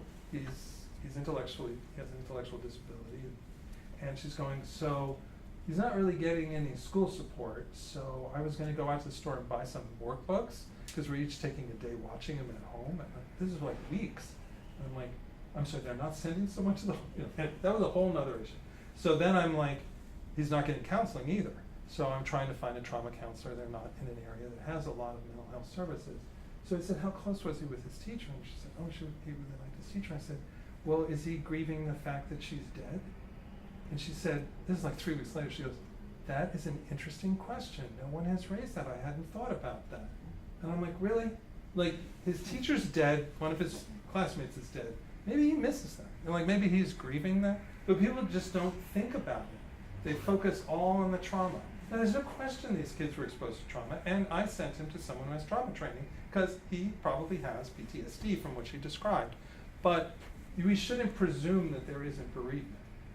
And when I was on the Sandy Hook Advisory Commission, one of the parents came in to the commission, and she said, you know, it's the end of the school year, and I have a child in Sandy Hook, and he came home, and I looked through the yearbook, and I realized there was no picture of my child who was killed at Sandy Hook. And his picture and all the pictures of all the children that died and all the staff had been removed. She goes, it's as if my other child never existed in the eyes of the school. Why would they do that? Well, I was actually called from the media because there was a principal outside the United States. The yearbook wanted, the kids in the yearbook wanted to include the picture of a child who had died, a student, I think 2 years prior. And the principal forbid it, saying it was a trauma trigger and that it could not be included. It was bad for their mental health. So I think people have shifted to this point where we're so trauma informed that we've become uninformed of everything else. And anytime you only look for one thing, you're probably making a mistake most of the time. So that's the only reason that I put this up. And that was then to kind of say that there's a wide range of reactions. It's not just PTSD, and it's not just bereavement. There's all these secondary losses and stressors. So the kids have to relocate. They, you know, their house is destroyed, so they have to go to a different school, so they lose their peer network. They start to have academic failure when they're placed in the new school because they're upset. It's different curriculum. In New Orleans, I was on speaking at some conference, and the other speaker on the session was the head of some private school for gifted kids in New Orleans. And they had to evacuate, you know, they had to close the school after the flooding for a period of months, and the kids dispersed around the country. Well, one of the students wasn't doing well in school, in the new school. So they presumed that, you know, he's from New Orleans, you know, he must not have been taught very well, and he's probably intellectually delayed, and they didn't recognize that. So they put him in a full-time special ed class. He was in a school for the gifted. I mean, it was a gifted, bright kid, but he was struggling, so they put him in a full-time special ed class. Obviously, he didn't do well there. He was struggling. There was nothing he was learning, and he was upset. And so then he got worse and worse, and then they were able to open the school. He went back and was in the gifted program again. So, you know, there's a lot that happens when you move schools. And then you have financial stress, even if they stay here. Parents are unemployed, underemployed, you know, the business that they're in isn't making as much money, so they start cutting people's hours. So then there's parental stress and financial stress and mental health problems in the parents, and one of them is starting to drink more, use drugs, and they're arguing, and you get marital conflict and domestic violence. So the kid comes into your practice, they haven't slept all night because their parents were arguing because mom's not working as much and dad's afraid they can't afford things, and the kid's afraid they're going to get divorced, and you start with tell me what happened on the day of the fire. What did you see? How did you feel? Did you feel like your life was in danger? You know, so you start going down this PTSD presumptive evaluation, and the kid's like, Actually, we went to Disney World, and I was staying in a nice hotel, and I actually had a lot of fun. It's when I got back and my house was destroyed, or my house wasn't destroyed, but my family's not the same anymore. So you really need to find out what happened before, what happened afterwards, because that may be really what they're struggling with. And then make it more complicated, you have to worry about what happened beforehand. Because people bring pre-existing experiences, and those may actually rise to the surface. So I went to one school, there was a shooting that had occurred by a student, and one of the kids, a young kid, was shot and killed. And so I was talking to the staff, and I started talking about, one crisis can awaken feelings about other ones, and gave some examples. And I came in the next morning, and the principal was like, you have to talk to this teacher now. She got here early, she's been crying, she's been upset since you spoke. She cried all the way home, she really wants to talk with you. So I'm like, what's going on? And she said, I didn't realize how I was reacting until you made that comment. And she said, because I haven't slept since the shooting happened like 3 weeks ago. I've been really unable to concentrate, I've been emotionally distraught. I wasn't here when it happened. I don't know the kid that died. I couldn't understand, why am I so upset about this? Because it's destroying, I just can't function. And she goes, and then when you said that, it hit me. The day the kid died was the 20-year anniversary of my brother's murder. And that's what I was upset about. She goes, and I didn't make the connection until you told me. So I'm thinking, oh, now I've upset her, she's been crying all night, And she looked at me and she just said, God bless that you are here, because now I understand and now I can deal with it. Thank you so much for coming here. I thought she would just be like, oh, you've been crying all night. You were doing relatively well until I arrived and I made it work. But she wasn't actually doing relatively well. She was upset. And so she actually came to thank me for helping her understand it better. Because she said, every year I get upset on his anniversary, but it's only a day. And this was more, and now I know why, and now I know I'll be fine for another year. And I'll be upset again next year, and I'll be able to handle that. So sometimes understanding helps. Yeah. One sort of related question is around parents managing their own reaction in front of their kids, either too stoic or too upset. I think every parent worries. Right. And so what do you... Well, so I tell them that first off, if they're unable, if they're decompensating, if they're hysterical, then they should get help for themselves, whether it's professional or with another adult, but you shouldn't be burdening your child to provide mental health treatment for you or extensive support. Because I've seen that, where the kids can't even express their own views because they have to take care of their parents. Because they will defer their own needs to their parents' needs if their parents are overwhelmed. But if you don't seem upset, you don't teach coping skills. So I think there's a certain amount where you share your distress in a way that is able for the child to metabolize. So it's like, last night, I wonder how you're doing. Last night, I didn't sleep very well. I was unsettled, I was a little nervous, but then I talked with your mom, and actually I felt better after I shared it, and I heard she was having similar concerns. And I also went out and jogged for a while, and it helped me clear my head. So sometimes I need to distract myself, and that's okay, as long as I'm talking about it at other times, or I journal, or I write about it. So you're sharing with them some techniques, because you want them to learn the tools, and they're only going to learn the tools if somebody teaches them. And so you're not really unloading on the child. You're not using now, you can use your child for support to some degree, and people do that all the time. Like, I'd really like to go and just play basketball with you because it'll take my mind off of this, and the kid's like, if I can help Dad, that'll be great. And so there's a certain amount with, being reassured by having those you care about with you, including your child. That's healthy. But I need you to massage my back and let me cry on your shoulder every night. I had one kid, his brother died suddenly. He dove into water and died. They actually didn't know why. And he was like 17. He did not grieve. Didn't even talk about it. Didn't show any problems for 3 months. And his mother told me that because she came back to work at 3 months. She was a nurse at the hospital. And she said, my kid was doing fine. And then all of a sudden now he's doing poorly. And I said, when did you come back to work? And she said, I just got back last week because I really couldn't work. So he came in and he goes, yeah, I don't know. I was doing fine for 3 months. And then it just started to hit me. I can't concentrate and I'm doing well in school and I'm having trouble sleeping. I said, sometimes it's really hard to see your mom in that much distress. It was like, if there was one more night she cried herself to sleep on my shoulder, I was going to lose it.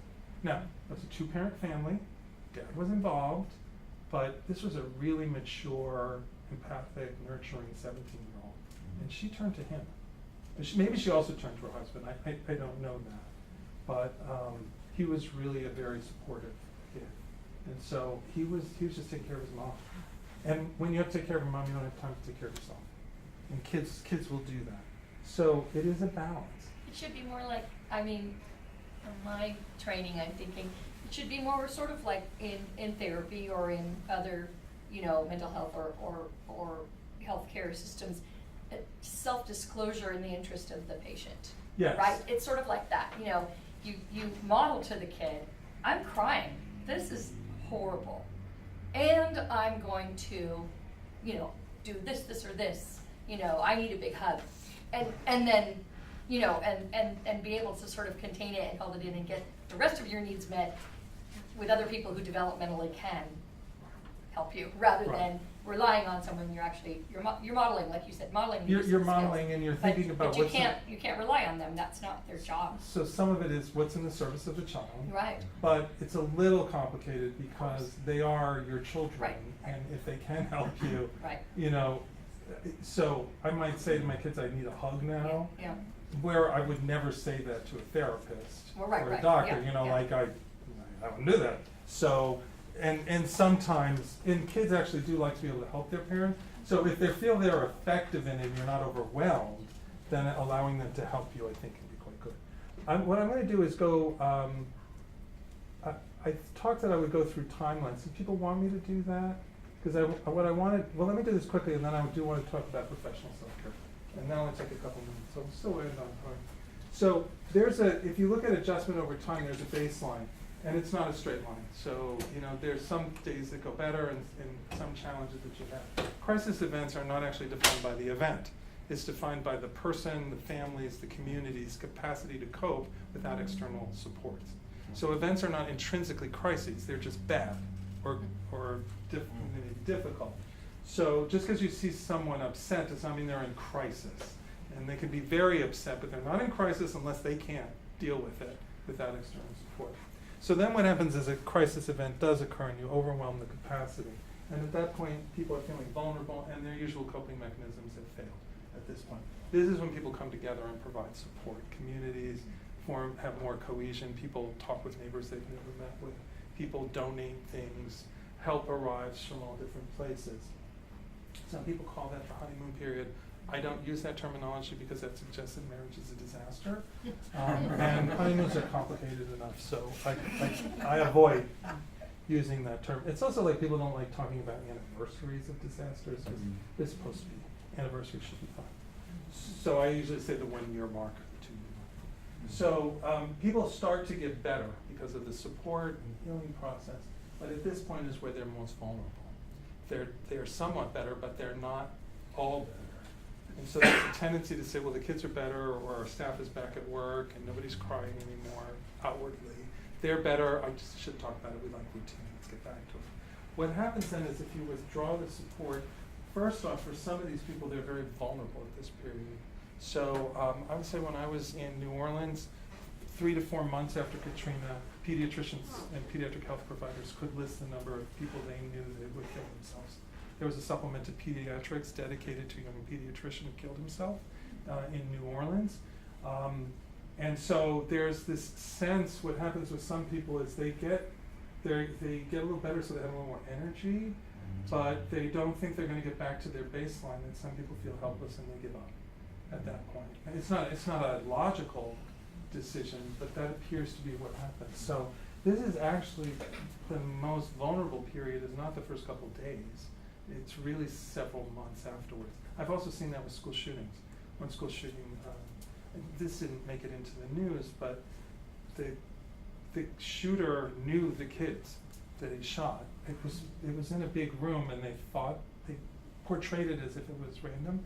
I don't know if they didn't find out till later, but he did know those kids. They had some affiliation group, And the other kids in the group then made a suicide pact. Afterwards, one of them shot himself in the head and was on life support when he was there. And so it can happen in other situations, and so it is a vulnerable time. But most people are not going to kill themselves, so I don't want to raise panic in people, but they are vulnerable. And so what happens is that if you withdraw the support too soon, some kids just get a new baseline, which I just call continued impairment. And what you have to do is continue the support till they get back to their baseline at least. And some individuals, if they have sufficient external support and enough internal resiliency, they exceed their baseline, and that's called post-traumatic growth. They emerge with new, higher priorities of what's important in life, more empathy, more of a desire to help others, more skills to cope with future adversity, which they will have in their lives. And I was talking to I was in one community that had a natural disaster. I was talking to the foster parents. And one day I just raised his hand and he goes, "That's me." And I didn't even realize it. I must have had post-traumatic growth. So I said, "What happened?" And he said, "I had a young child, a toddler, and he developed meningitis and died quickly."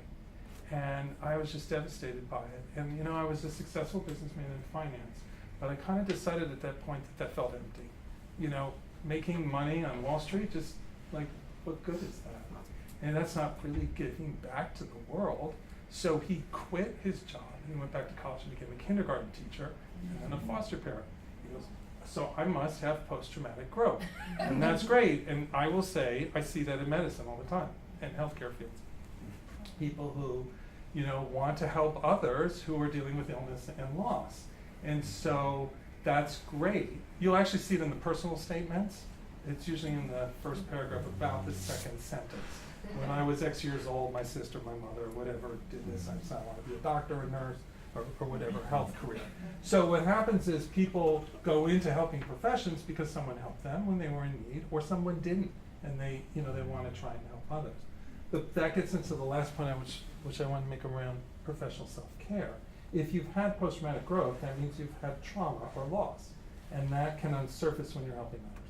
And so you are actually more vulnerable to the empathy and to feel hurt by it. So we have to recognize it's distressing to be with kids who are in distress, and even professionals have to find ways to deal with their own personal needs and manage them. And we have to create a culture where it's okay to be upset by upsetting things. I remember having one physician training come to me, and this individual applied for a job that I had posted. And I said, "How can you do the job? You're in the middle of your fellowship program." And the person looked at me and goes, "I don't think I should continue the fellowship program." I'm like, "Why?" It was a pretty intensive care field. And the person just said, "Because it bothers me when children die." And you go, "Well, if it doesn't bother you that children die, you don't have a right to take care of them. What is going on?" So we talked about it, and there were just other stresses going on in the family. Normative stresses. This person was trying to raise several young children in a fellowship program with a spouse who had similar schedules. And so I said, "Why don't you just do your fellowship part-time?" This was many years ago, and people didn't do that much. And the person looked at me and said, "I know these attendings, they will not understand that." And I said, "Well, I'm not going to let you take the job. You're too good. I would love you to take this job. You have no idea how much I need this help.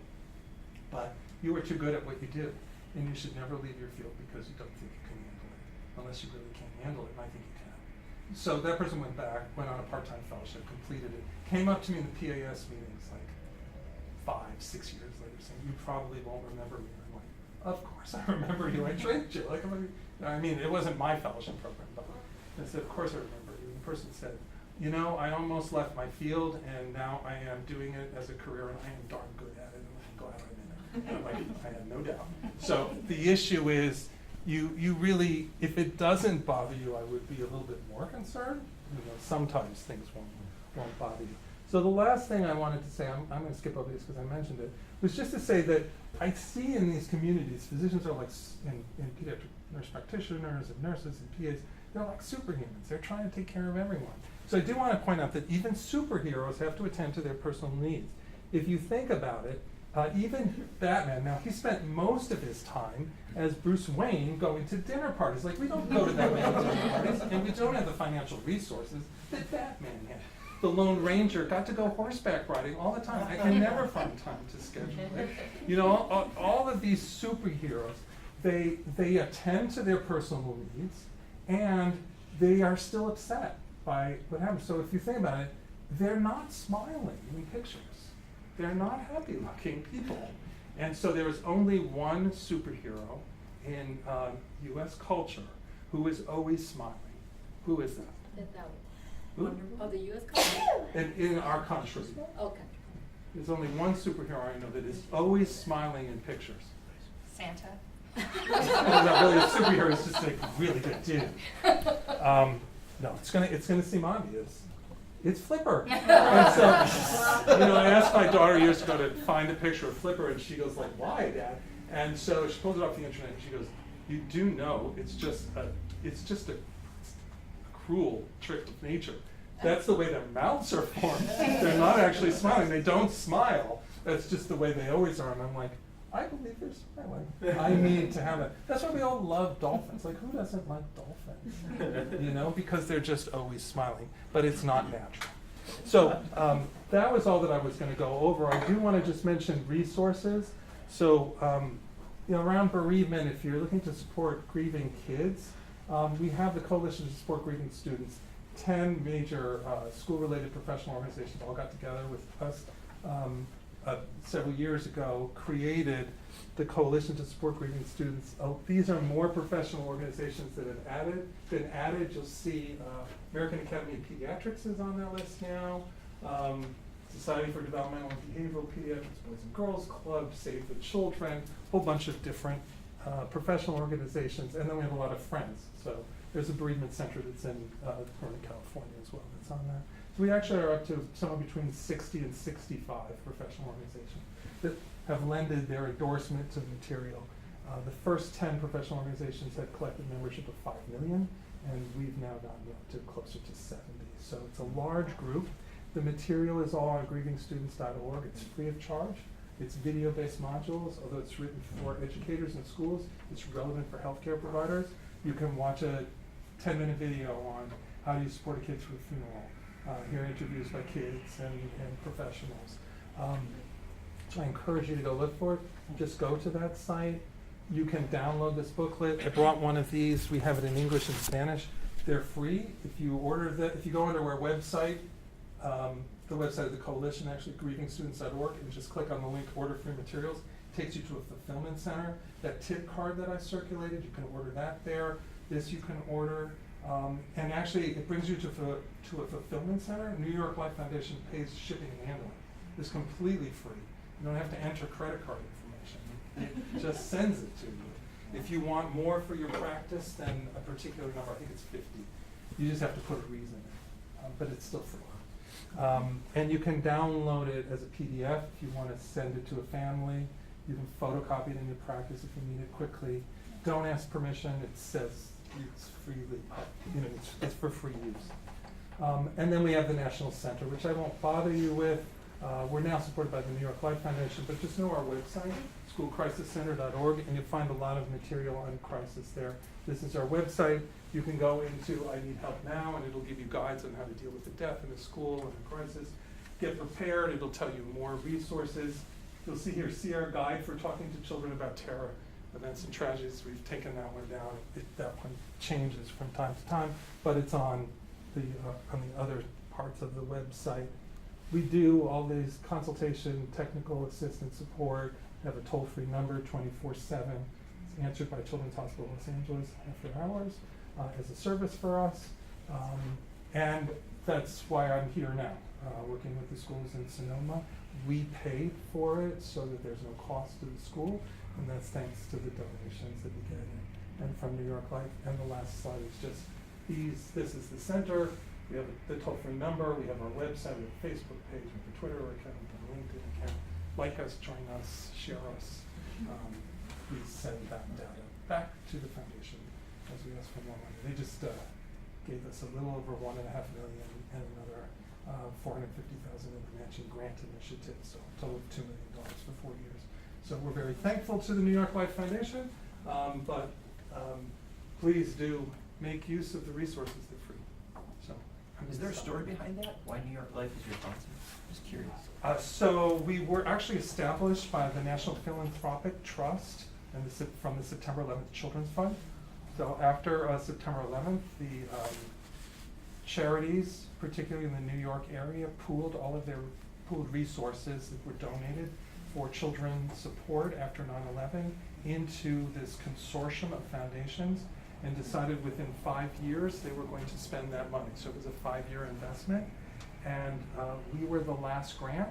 The other last grant was StoryCorps, that was doing an oral history, you know, the one that's on NPR. But they were actually doing an oral history of the impact of 9/11 on children, and I was the consultant in helping them. I trained their facilitators and provided a guide on how to support kids through that. So the foundation did the work that I was doing in New York City, and I was actually helping them with a number of projects, not knowing they were funding it. I was doing so much I actually didn't ask where the money was coming from. I was just helping whatever people asked me about. But they were actually sending people to me for assistance. So they came to me and pushed me to take the money, so I created the center. But then that funding ran out, and then New York Life is affiliated, it's the charitable arm of New York Life Insurance Company, and they do life insurance.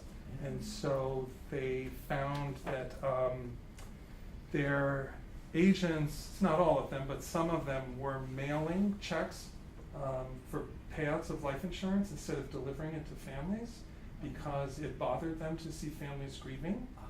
And so they then started training. I actually wrote a training module for their life insurance agents about how to support grieving children and families. And they then started an area of philanthropy in pediatric bereavement and childhood bereavement. And they are the largest funder on childhood bereavement in the country now. There are not a lot of people who fund it, so they are the primary funders, and they've funded us over about 6 or 7 years for a range of different projects. And you're based at, the center is based at the School of Social Work at USC? Yes, so what happened was 3 years ago, I decided to shift from trying to do the center part-time. I was also pediatrician chief at St. Chris and shared pediatrics at Drexel, and it wasn't working to do that and all the other things that I had and run the center, and I found that I was holding back the center. Because, to be quite honest, I'm the only full-time employee of the center except for the administrative coordinator, and then we have some part-time board members that volunteer. There are 9 of them across the country, and 2 of them we pay for like 5% salary or 1 day a week, and so we really need to grow the center, and to do that they need a director who can actually do the work of building the center. So, and the board was telling me, you know, but they kept saying, what happens if you get hit by a bus? And I'm like, I think I probably don't. You know, and they were like, well, then what happens to the center? And I'm like, well, since I'm the only one that works there, I think it would probably end. And they go, well, we can't allow that. And I'm like, well, then work on bus safety, or we have to then raise funds and build it. So that's what we do. Awesome. Thank you very much. Thank you.